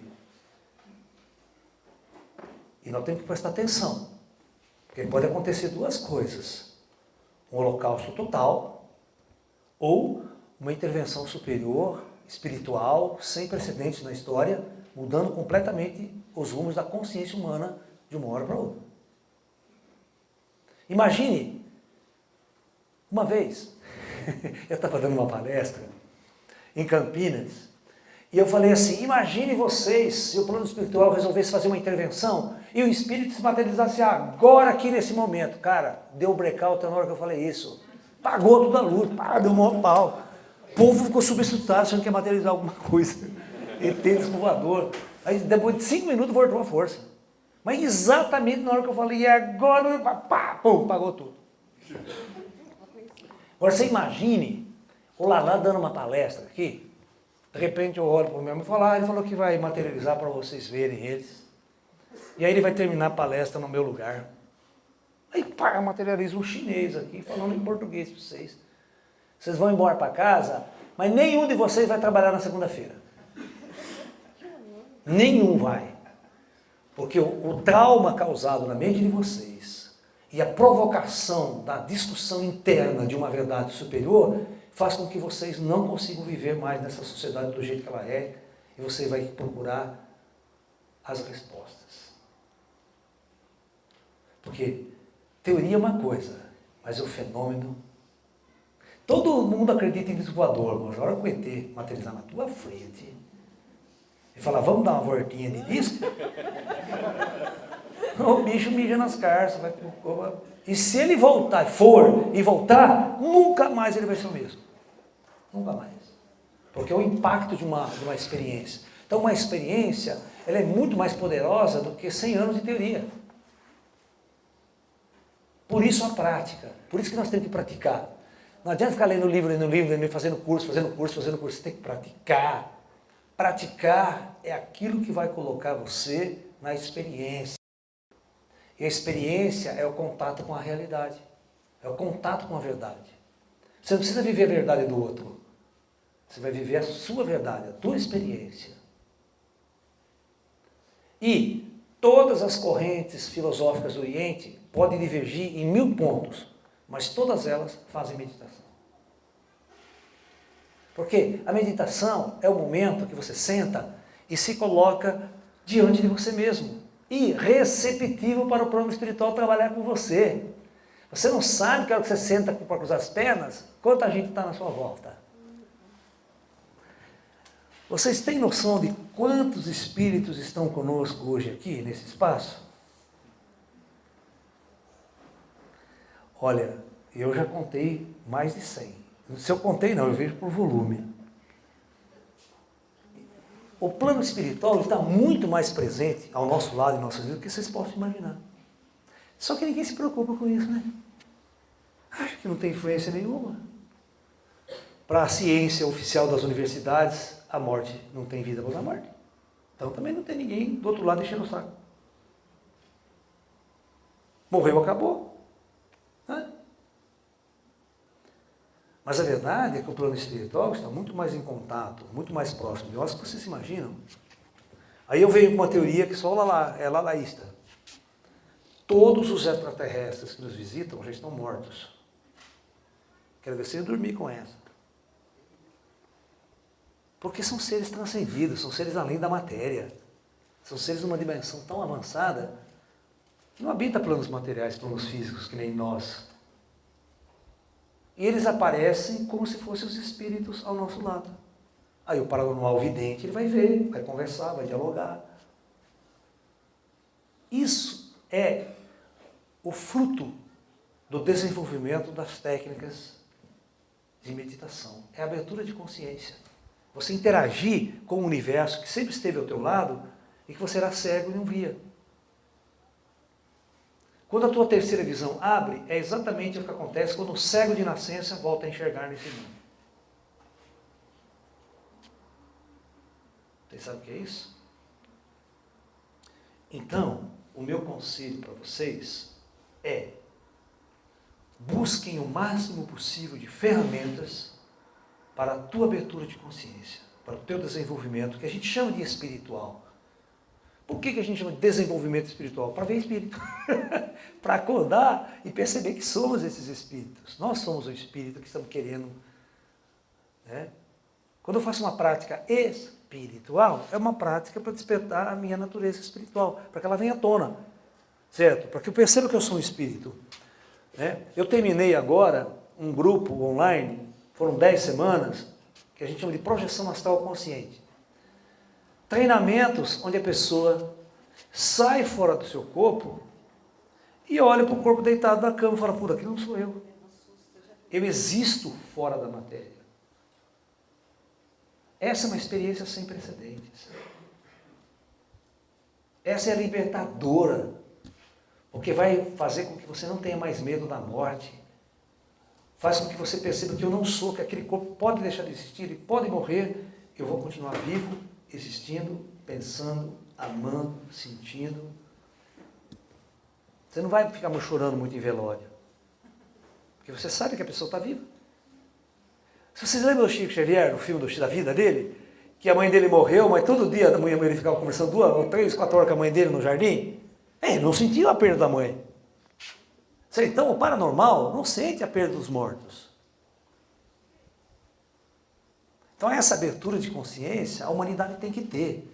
Esse é o futuro da nossa humanidade. Ou a gente tem essa abertura, ou não há nenhuma revolução. Revolução científica não leva o ser humano a nada. Ficar trabalhando naquele CERN, ficar gastando bilhões de dólares, pesquisas astrofísicas. Eu acho interessante, eu acho legal, mas não deveria ser esse o foco principal das pesquisas. A maior pesquisa deveria ser acordar para o espírito. As universidades e a ciência deviam colocar toda a sua energia, toda a sua força. Porque a partir do momento dessa descoberta, todo o planeta vira de ponta cabeça.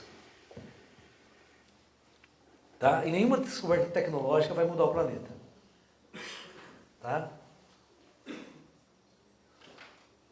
Do que o espírito. Pois não. Pera. Pois não, querido. Voltando aqui para o nosso chão, a natureza não dá salto. Depende, dá sim. Bem, o processo de cada um tem o seu processo pessoal. Certo. Então, a Cabala tem um item que se chama Gematria, Uhum. e funciona por 5 iniciais, pares, são 5 níveis de compreensão. Certo, Então, certo. pegando o relato bíblico mesmo, Certo. né? O indivíduo, conforme o grau de compreensão dele, aprofundamento espiritual, perceptivo, ele pode interpretar literalmente ou 4 maneiras diferentes mais profundas. Sim, sim. Então, a narrativa literal tem o seu papel, não é um engodo. Sim, sim. Todas as religiões provêm da tradição primordial, né? E tudo é um processo iniciático, independente de que ordem seja lá, né? Cada um tem o seu processo. Então, o crente, por exemplo, ele pode se dar muito bem esse tipo de livro, para da felicidade, com a narrativa literal do exemplo do Êxodo. Certo, certo. Mas tem outro. Uhum. À medida que o indivíduo se aprofunda, ele vai ter uma compreensão mais que às vezes ele vai traduzir para tudo bem. Sim, sim, sim. Eu não posso ensinar a equação de segundo grau se o aluno está aprendendo 2 mais 2. Certo. Uhum. E Certo. Concordo, concordo. Você quer ver, tem uma passagem, a Cabala hebraica, tem um mestre cabalístico, e ele foi o único que interpretou o vídeo desse jeito. Ele começou a achar um erro na Gênesis, né? Ou seja, uma interpretação diferente. Estava lá, Adão e Eva foram expulsos do paraíso. Deus expulsou o homem do paraíso. Ele falou, está errado isso. Está errado. São os homens que expulsaram Deus de suas vidas. É o contrário, Deus não expulsou ninguém do paraíso. São os homens que expulsaram Deus de suas vidas. Estão num plano esquecido, estão numa experiência esquecida aqui na Terra, e eles não têm contato com Deus. E se vivem no inferno, achando que foram expulsos de um paraíso, que era a ideia do plano astral, né? Você está num plano astral, uma cidade bem organizada, tal, você não vive essas experiências densas aqui. E quando você encarna nessa densidade, você vai passar por uma experiência muito dolorosa, difícil às vezes, né? Então aí, esse cara começou a interpretar diferente. Olha, nós não fomos expulsos do paraíso. É quando nós estamos aqui, nessa condição, nós não temos mais, perdemos o contato com Deus. Aí o nosso dia a dia, nosso trabalho, nossa vida, tal, não tem nada a ver com o divino. Você vê, é um outro jeito de interpretar cabalisticamente o Antigo Testamento. É claro que esses livros sagrados, tanto da Índia, os Vedas, quanto o Antigo Testamento hebraico, tem muitos ensinamentos. Tem muitos ensinamentos. O segredo é saber interpretá-los na sua profundidade. Porque se você tiver um mestre, um professor que interpreta ele na periferia, fica complicado, né? É por isso que no Oriente eles começaram a entender que o melhor é não ter nenhuma escritura. No budismo e no taoísmo não há nenhuma escritura. Você não pode ser um fundamentalista budista, nem um fundamentalista taoísta, porque não tem um texto a ser seguido. Agora, já os islâmicos podem ser fundamentalistas, os cristãos e os judeus também podem, porque eles têm um texto. Tá? Cada um interpreta o texto como que é e tira o seu fundamento daquilo e cria a sua própria visão e sua própria construção religiosa daquilo. E aí a gente vê essas bestialidades do Estado Islâmico, corta a cabeça do cristão, mata o cristão, porque acha que a minha interpretação, na minha interpretação do Alcorão, é assim que Maomé quer que a gente faça e Deus, o Alá, quer que a gente aja desse jeito. Porque na interpretação deles, matar um cristão é libertar o cristão das trevas, do demônio. Porque ser cristão é estar com o demônio. Entendeu? Então, cada um interpreta. Por isso que eu sou um cara que eu estudei muito tudo isso daí, mas eu cheguei à conclusão, né, que a melhor experiência é abandonar os textos e ir para a experiência. Ir para o contato com os espíritos, ir para a experiência real. E não ficar tentando entender um texto antigo de 2.000 anos atrás, de 3.000 anos atrás, que é um trabalho difícil. Porque às vezes eles foram escritos na dialética da época, com os exemplos daquela época, para aquela época. São simbólicos, é muito difícil. E os símbolos do passado não são os mesmos símbolos de hoje. Hoje tudo é digital, certo? Você não entende, por exemplo, você pega o Apocalipse de João, é uma desgraça você entender aqui. Cheguei no céu e vi um anjo com 7 cabeças, um bicho, um boi. O que ele estava vendo, cara? É, vai longe. É. Foi. Vamos, pode falar. Pessoa esquizofrênica, ela não pode meditar. Tem noção até profissional da saúde. E no caso da meditação fluida, Dinâmica. Isso. Tem que fazer um teste. Tem que fazer um teste, né? Cara, existem conceitos do que seja esquizofrênico, tá? A gente não pode confiar 100% nos médicos, não achando que eles sabem o que é esquizofrenia. Porque se tem umas coisas que eles não entendem, é esquizofrênico. Ou seja, já taxa, já bota um rótulo ali, você está entendendo? Quantos médiums bons não foram taxados de esquizofrênico? Tá? Você está entendendo? Claro que existe o médium esquizofrênico. Existe louco que é louco mesmo, não tem cura, não tem jeito. Né? Uma vez eu fui num locódromo, né? Sabe o que é locódromo, né? Locódromo é onde os loucos ficam. É igual a USP, que é o hospício. Tem o hospício também. Quem estuda na USP vai no hospício. Então, vocês nunca ouviram falar esse termo, hospício? Só quem estuda na USP sabe o que é isso. Bom, cara, chego eu no locódromo, tem um carinha, um louco lá. O que esse chinês veio fazer aqui? O que essa chinesada está fazendo aqui? O que esses carecas chineses veio fazer aqui? Ele estava vendo tudo chinês em volta de mim. E era louco. Mas ele era louco. Só que era um louco meio zen. Ele via os espíritos. Ele via. Só que ele não batia bem da ideia, mas não raciocinava nada com o cara, mas que ele era vidente, ele era. Entendeu? Agora aquela velha história, como é que ele chegou naquele nível de loucura? Se ele é uma pessoa que vê desde criança e ficou perturbado por uma série de coisas, não teve uma orientação. Você quer ver uma coisa? Tem um médico em São Paulo que ele falava que ele curava qualquer tipo de epilepsia. Curava. E você sabe que epilepsia não tem cura. Não tem cura. Pela medicina convencional é um ataque, dedo seca. Fala, não. Epilepsia não é nada disso que vocês estão falando. Epilepsia é um médium desequilibrado.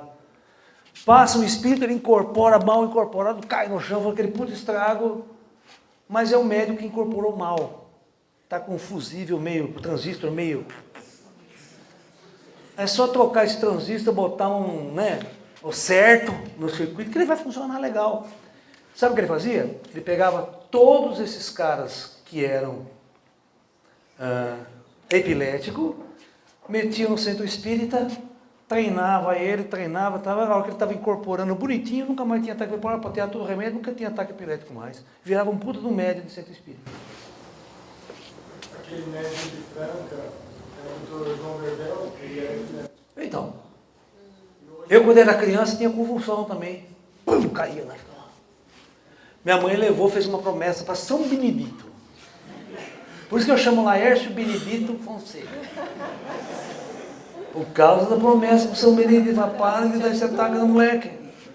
Aí os caras deram um jeito lá, né? Parou, mas hoje o ataque continua. Que loucura. Tem um livro chamado A Política da Loucura, um psiquiatra anti-manipulador. E ele simulou uma doença mental, né? Que foi classificada pelos psiquiatras como uma doença mental, foi internado no hospício. E todos os médicos classificaram ele como louco dentro daquela loucura que ele se apresentava. Simulou. Simulou. Quando ele chegou lá no hospício, que ele entrou lá no meio dos loucos, né? chegou um louco e falou assim para ele, o que você está fazendo aqui? Você não é louco? Quer dizer, o louco percebeu que ele não era louco e os médicos se classificaram. Então, exatamente. Você assistiu aquele filme Capax? Um filme chamado Capax. Hã? Capax. Você passa inteiro no hospício. Hã? Entendeu? Fantástico o filme.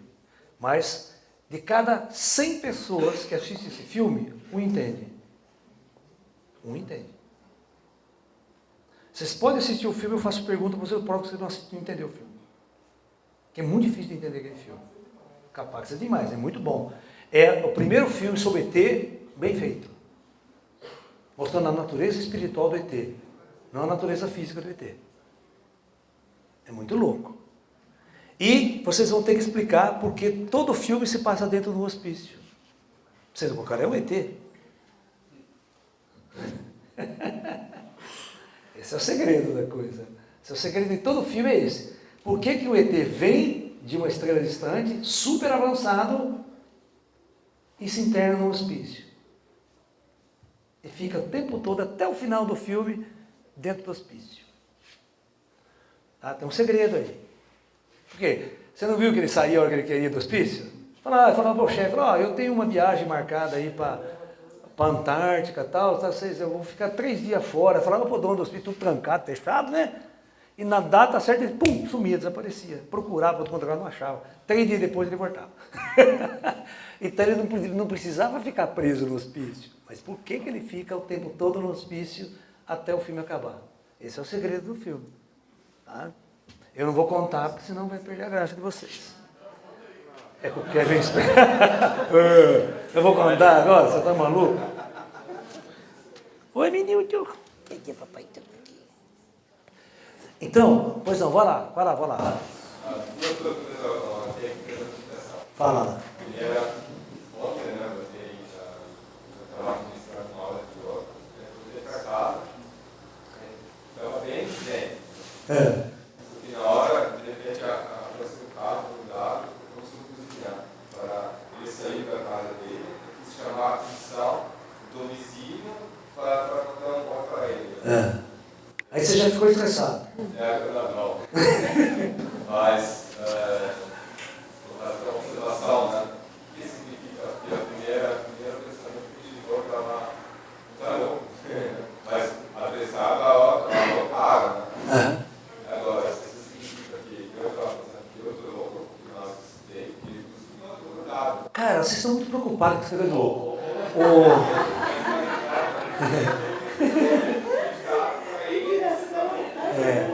Eu tenho uma frase interessante que é a seguinte: quando alguém te chama de louco, sabe que você está no caminho certo.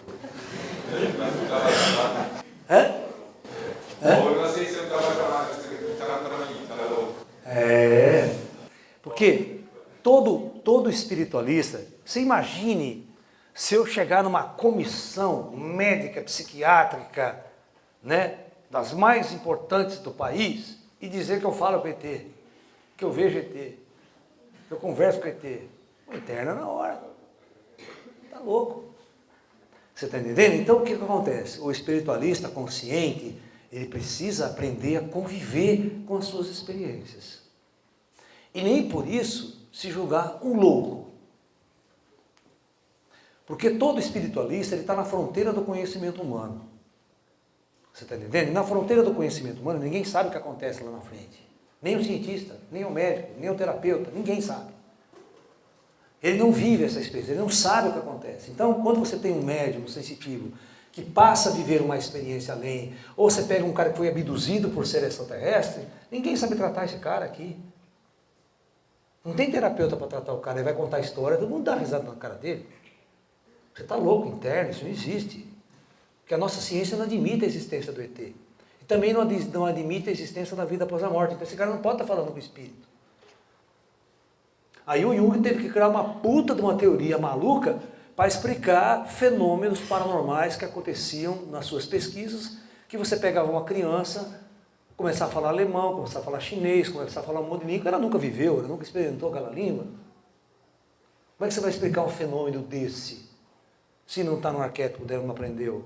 Aí ele teve que inventar uma teoria muito maluca que ele chamou de inconsciente coletivo, lembra? Criou uma puta história, que é mais fácil acreditar na vida após a morte do que acreditar na teoria do Jung. Né?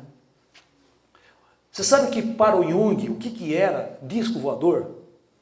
Projeção do inconsciente coletivo. Não é real, não existe disco voador, não tem nada, mas se tem uma população inteira vendo o disco voador, é uma projeção do inconsciente coletivo. É irreal, não existe aquele negócio. É verdade. É, porque eles não podiam admitir a existência cientificamente, o ET não existe, o disco voador não existe. Então o que os caras estão vendo? A ciência tem que explicar o que os caras estão vendo. Se não é real, o que eles estão vendo? Uma projeção arquetípica. Mas ele fazia isso para se defender ou era um conceito dele? Isso está na psicologia tradicional do Jung. É uma teoria fundamentada. É humanoide total, não, androide total. É um negócio absurdo. E a gente tem que acreditar? Claro que não. Só porque ele tem nome, é famoso, Jung, e daí? Ele era louco também? Ele era neurótico sexual? Todo mundo sabe disso? Assistir a TV Globo, acreditar naquilo, uma projeção. Cara, vocês não podem acreditar em nada. Vocês têm que duvidar de tudo. O tempo todo. Só nas suas experiências que você vivencia. Como reais. Aí elas são reais porque você está vivenciando. O que o outro conta, o que eu posso fazer é compartilhar minhas experiências com vocês. Eu posso compartilhar, mas jamais demonstrar, provar, qualquer coisa, porque isso não existe. Como é que eu vou provar uma experiência interior que eu tive? Tem pessoas que chegam assim para mim, meus alunos, ai professor, eu tive uma sensação, eu viajei, eu fico... O que é isso? Eu falo, não sei.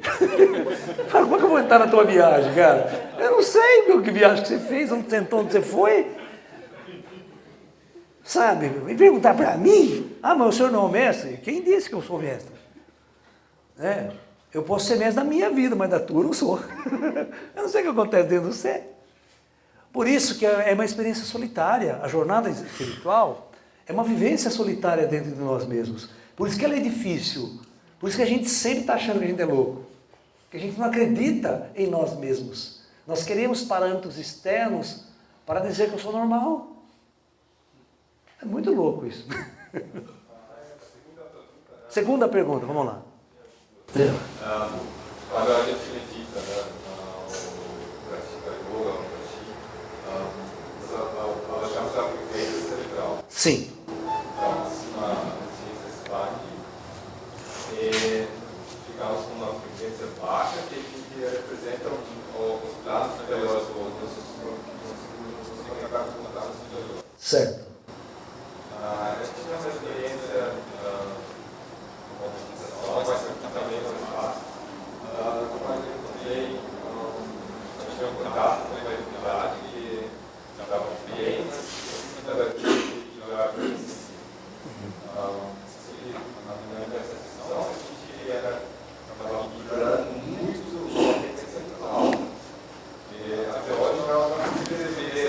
Você está vendo que você está cometendo um erro? Está falando que a vibração é muito alta. Não é, é muito baixa. Mas para carregar esse tal poderoso que isso, eu achava que para mim era uma frequência muito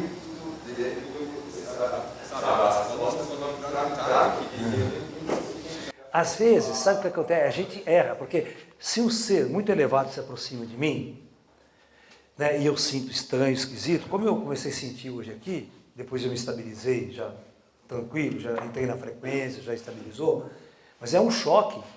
Se o espírito se aproxima de mim e eu não tenho muita afinidade com aquele espírito, puta, isso balança. Eu sou um médico que, puta, eu posso cair, posso desmaiar até. Eu me segurei para não desmaiar. Aí eu voltei, equilibrei, respirei, mas isso não significa que é ruim. Você está entendendo? São diferenças, níveis vibracionais, que a gente com o tempo tem que se estabilizar, tem que compatibilizar aquela frequência, e aí você centraliza. Às vezes, um ser se aproxima de você, e você não sabe interpretar aquela vibração daquele ser. Você se sente estranho, esquisito, aquela coisa te influencia de uma forma que você não sabe definir o que é. E aí a gente pode, se a gente não tiver muita experiência, pode achar que é uma coisa ruim, e não é ruim. Às vezes é um ser tão superior, que a vibração dele é tão mais superior à tua. Superior não é frequência alta. Não é frequência alta. Isso, muito mais baixa do que nós, ele está muito mais expandido, ele tem uma quantidade de energia expandida, por isso a aura dele é muito grande. E ele toca na gente e influencia a nossa aura mais densa. A gente tem sensações. É igual transfusão de sangue. É. Quando você toma transfusão de sangue, acontece. Nossa, sangue que não é teu, puta merda, entra lá na... Nossa, muda tudo, né? Então, é uma questão de como a gente vai interpretar o contato com outros seres quando as auras se tocam, sabe? A gente não sabe, né? A gente se sente estranho, a gente pode avaliar com a nossa linguagem. E às vezes a nossa linguagem a gente acha que é frequência superior, mas não é frequência superior. Pode não ser, pode ser mais baixa. A gente não tem um aparelho para medir a frequência do carro, para saber certo, né, se é mais baixo. Mas geralmente os seres mais superiores, eles têm a frequência áurica muito mais baixa do que nós. Isso significa evolução, expansão da consciência, ser com uma consciência muito expandida. Tá? Que horas são, hein? Vocês vão, na hora que tiver que parar, vocês me falam, tá? Hã? É 10 horas agora? Pois não. Mais 2 perguntas, então. Diz que depois tem pizza aí, né? Senão não é como pizza. Estou sentindo o cheiro já. É vegetariano, né? É só vegetariano. Só uma questão. A questão que está na minha cabeça inicial, sobre a questão da iluminação. Certo. Então, para simplificar, eu faço o caminho, pensando que eu estou encarnada aqui, Certo. vendo a minha missão terrena, ou eu fico transcendendo, pensando no que eu vim encarnar? Não, eu entendi a sua colocação. Essa questão não deve ser uma preocupação, mas ela deve ser... Ficou, né? Isso, ela deve ser uma busca. O meu objetivo é viver essa experiência, eu estou aqui no mundo. Então, eu preciso aprender a curtir o mundo. Não ficar de briga com ele, em conflito com ele, sabe? Eu tenho que observar o mundo, certo? E não ficar julgando também demais. Se eu julgo, eu passo mal. Porque as coisas que eu não gosto, eu começo a rechaçar do mundo, entrar em conflito. Então o taoísta, o Zen, é tentar entrar em harmonia e ver o mundo como se nós fôssemos um observador de fora. Não entrar em conflito com ele. Você está entendendo? Não entrar em briga com ele. Né? E cada passo... Por isso que a palavra Tao é muito interessante. O aprendizado está na jornada. Toda a jornada que eu estou fazendo aqui, desde que eu nasci, até o final eu estou aprendendo.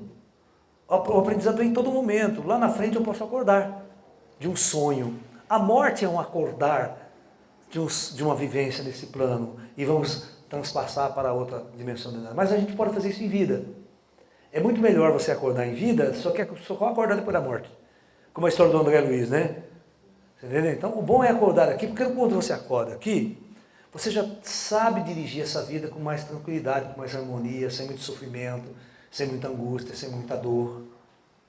Entendeu? Por isso que diz que na maturidade aí você vai ter esse tempo, e agora você está conseguindo antecipar isso agora para a vida mais... Isso, porque quando você aprende em vida, você não vai dar trabalho em centro espírita, você não vai virar encosto depois da morte. Já é uma grande coisa. Né? Você pensou ser encosto depois da morte? Fica de mim, nego rezando por você. Quando você falou, Laércio, que se eu tenho que buscar minha missão, você acaba esquecendo que é isso que você está fazendo aqui, né? Não precisa ficar pensando muito nessa Isso, mas a gente tem que entender que muitos de nós planejamos algo antes de descer. Sobre o planejamento. E não estamos executando isso. Tá. E a maioria se Agora perde respondeu. e não executa. Tá. Porque quando você está lá em cima, você sabe o motivo que você vai descer. Mas quando você está aqui, você não sabe o motivo pelo qual você está aqui. Então você pode sair fora do processo. Vamos lá, última pergunta então. Voltando para o tema da loucura, né? Esse livro do Alquimista da Loucura, ele faz uma colocação muito interessante. Ele fala assim, a pessoa nasce, aí ela vai, cresce, ela atinge uma normalidade. Aí da normalidade, ela pode atingir 2 caminhos, né? Que é o caminho da loucura e o caminho da sanidade, que é a pessoa sã, né? E o são e o louco, eles estão fora do padrão da normalidade. Só que com uma diferença. Eles estão muito próximos, só que com uma diferença. A a pessoa sã, ela é consciente do seu processo, e a pessoa louca, ela está fora da consciência do seu processo, ou seja, ela não consegue se impor perante a sociedade. Sim. Você conhece um mestre médico que chama Eliezer Carvalho Mendes? Que ele tem muitos livros escritos nessa área de ele não era psiquiatra não, ele era ginecologista. Mas ele só trabalhava com louco. Ele tinha o locódromo dele. Né? Só que ele tinha uma política, ele não dava nenhum remédio para os loucos. E ele sabia, louco não tem cura. Não se cura louco. Não existe remédio para curar louco. O louco é o cara que vai viver a loucura dele pro resto da vida. Então o locódromo dele não dava remédio, deixava cada louco ser do jeito que queria ser. E vivia loucura, sem repressão. Tipo alienista. Tem um cara que adora só ficava pelado. Você não botar roupa. Ele não podia sair na rua, que ele arrancava a roupa e ficava pelado. E era um professor da USP de filosofia. Pirou. Só isso, mas só isso que ele fazia de loucura. Você ia conversar com ele, puta intelectual, tal, mas pelado. Então, qual que é a coisa mais simples? Você tem duas soluções para esse cara. Bota ele num campo de nudismo, deixa ele lá, ou no locódromo desse meu amigo, vivia pelado, inteiro pelado. Ninguém ligava pro pinto dele, nada, fica aí. Pelado. Você está entendendo? Ninguém ia reprimir a loucura do cara. Porque se você reprime, você cria aquela... É o macaco de novo, tá entendendo? Não adianta você reprime e volta, você reprime e volta, então larga ele com o macaco, deixa ele lá. Então, ele fazia isso. E nesse locódromo que tinha aquele Luizinho que via os espíritos, sabe? Chinês, ele via chinesado. Um dia ele chegou para um amigo meu, olha, eu tenho um guia espiritual chamado Shan Li.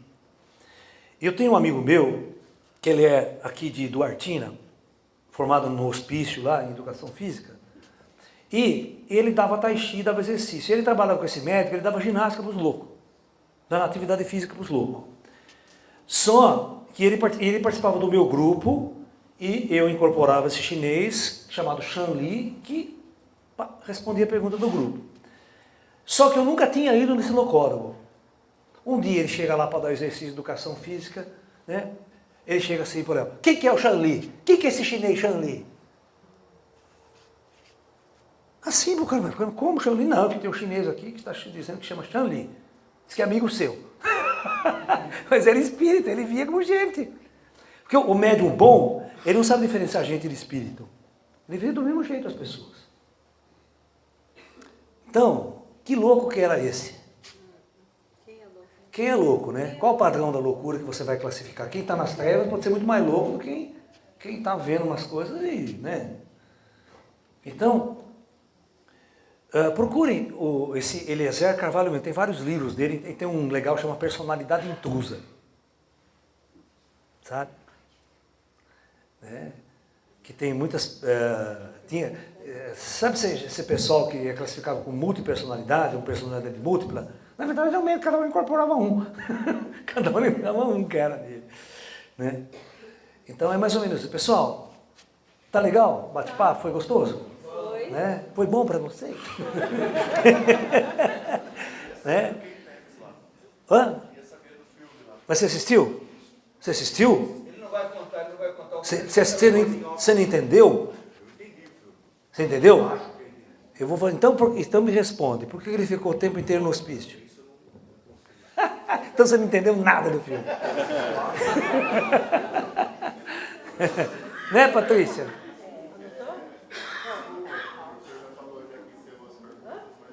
Diga aí. Só que o professor disse o que o senhor acha sobre a ayahuasca, né, estando no espaço xamânico. Sei. Cara, eu sou um cara completamente liberal.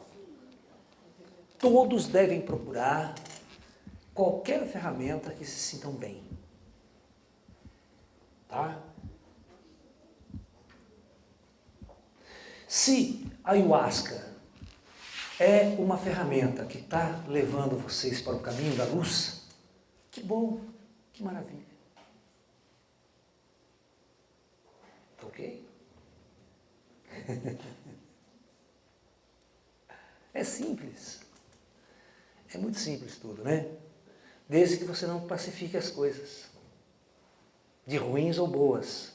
Apenas ela pode ser boa para você, mas você pode não gostar, você não pode se dar bem. Não é verdade? E vocês não podem entrar em conflito por causa disso. Nem classificar coisa de boa ou de ruim mais. Então, quando vocês perguntam uma coisa para mim, eu sempre digo, as pessoas chegam para mim, Laércio, o que você acha daquele cara lá, daquele... Eu falei, pô, eu não posso... Quem sou eu para achar alguma coisa ou discernir sobre alguma pessoa, né? Vai lá, curta a palestra dele, aprenda com ele, vê se... Legal, você está entendendo? Porque as pessoas não podem viver em função da minha opinião. Ela tem que viver em função da experiência dela, da vivência dela, daquilo que ela está aprendendo com certas pessoas e com certas coisas. Né? Quem assistiu Capax aqui? Levanta a mão. Pouca gente, hein? Pouca gente. Oh, assista, gente, é um filme fantástico. Vou fazer uma pergunta, vou ajudar você. Não vou responder, mas vou ajudar. Quem era o Robert na história? Né? Então você tem que entender, porque ele chegava e falava que ele era de Capax. Não. Robert era o louco. Era o cavalo. Não, só estou dando a dica. Estou dando a dica. Para vocês entenderem o filme. Porque o capaxiano é um ser extraterrestre que vem em espírito, ele vem em espírito para a Terra, e ele incorpora numa pessoa chamada Robert, e vocês têm que entender qual é a missão, o que o capaxiano veio fazer na Terra. Se ele só veio, entrou nesse cara e levou esse cara para o hospício. A ideia é levar o Robert para o hospício, não o ET no hospício. Você viu depois que a hora que ele vai embora, o cara fica lá? Catatônico? Por que o Robert ficou daquele jeito? E quem era o Robert? E a dica, ele conhecia o Robert há muito antes. O capaxiano tinha vindo 5 vezes no planeta Terra. E nessas vezes anteriores, o Robert era o contato dele. Era o contatado. Então você vai entender, aí você tem que pesquisar agora o motivo, ver o filme de novo, por que ele veio, incorporou no Robert e levou o Robert do hospício. Isso que é amigo. Não, é que aconteceu um fato muito importante na vida do Robert. Tá? E você vê que a hora que ele vai embora, ele leva a moça com ele, né? E 2, por que ele não levou o Robert? Essa era uma questão para se responder no filme também. É que assistir o filme logo, né? Porque a gente quer compartilhar. Assiste logo, né? Vocês vão ver que beleza que é. É muito enigmático. É muito profundo. Ele vai comer banana, ele só come com casca. Ele come com casca e tudo. Ele não descasca a banana para comer. Ele come. Ele conversa com o cachorro na língua do cachorro, ele se entende, bate papo. Aí quando está todo mundo, o cara tá louco, ele fala assim, não, eu sou de Capax, de uma estrela assim, é visível, aquela estrela assim. O cara falou, não é possível. Ele levou num centro de astrofísica, onde tinha o único astrofísico no mundo que estudava aquele sistema de estrelas lá. A hora que ele chegou lá, ele detonou o astrofísico. Não, porque aqui a órbita é assim, fez o cálculo, mostrou no equipamento, no computador. O cara ficou louco. Mas como você sabe disso? E só eu no planeta estudo esse negócio? Eu falei, eu sou de lá. Ele fala, qualquer criança lá no meu planeta sabe dessas coisas.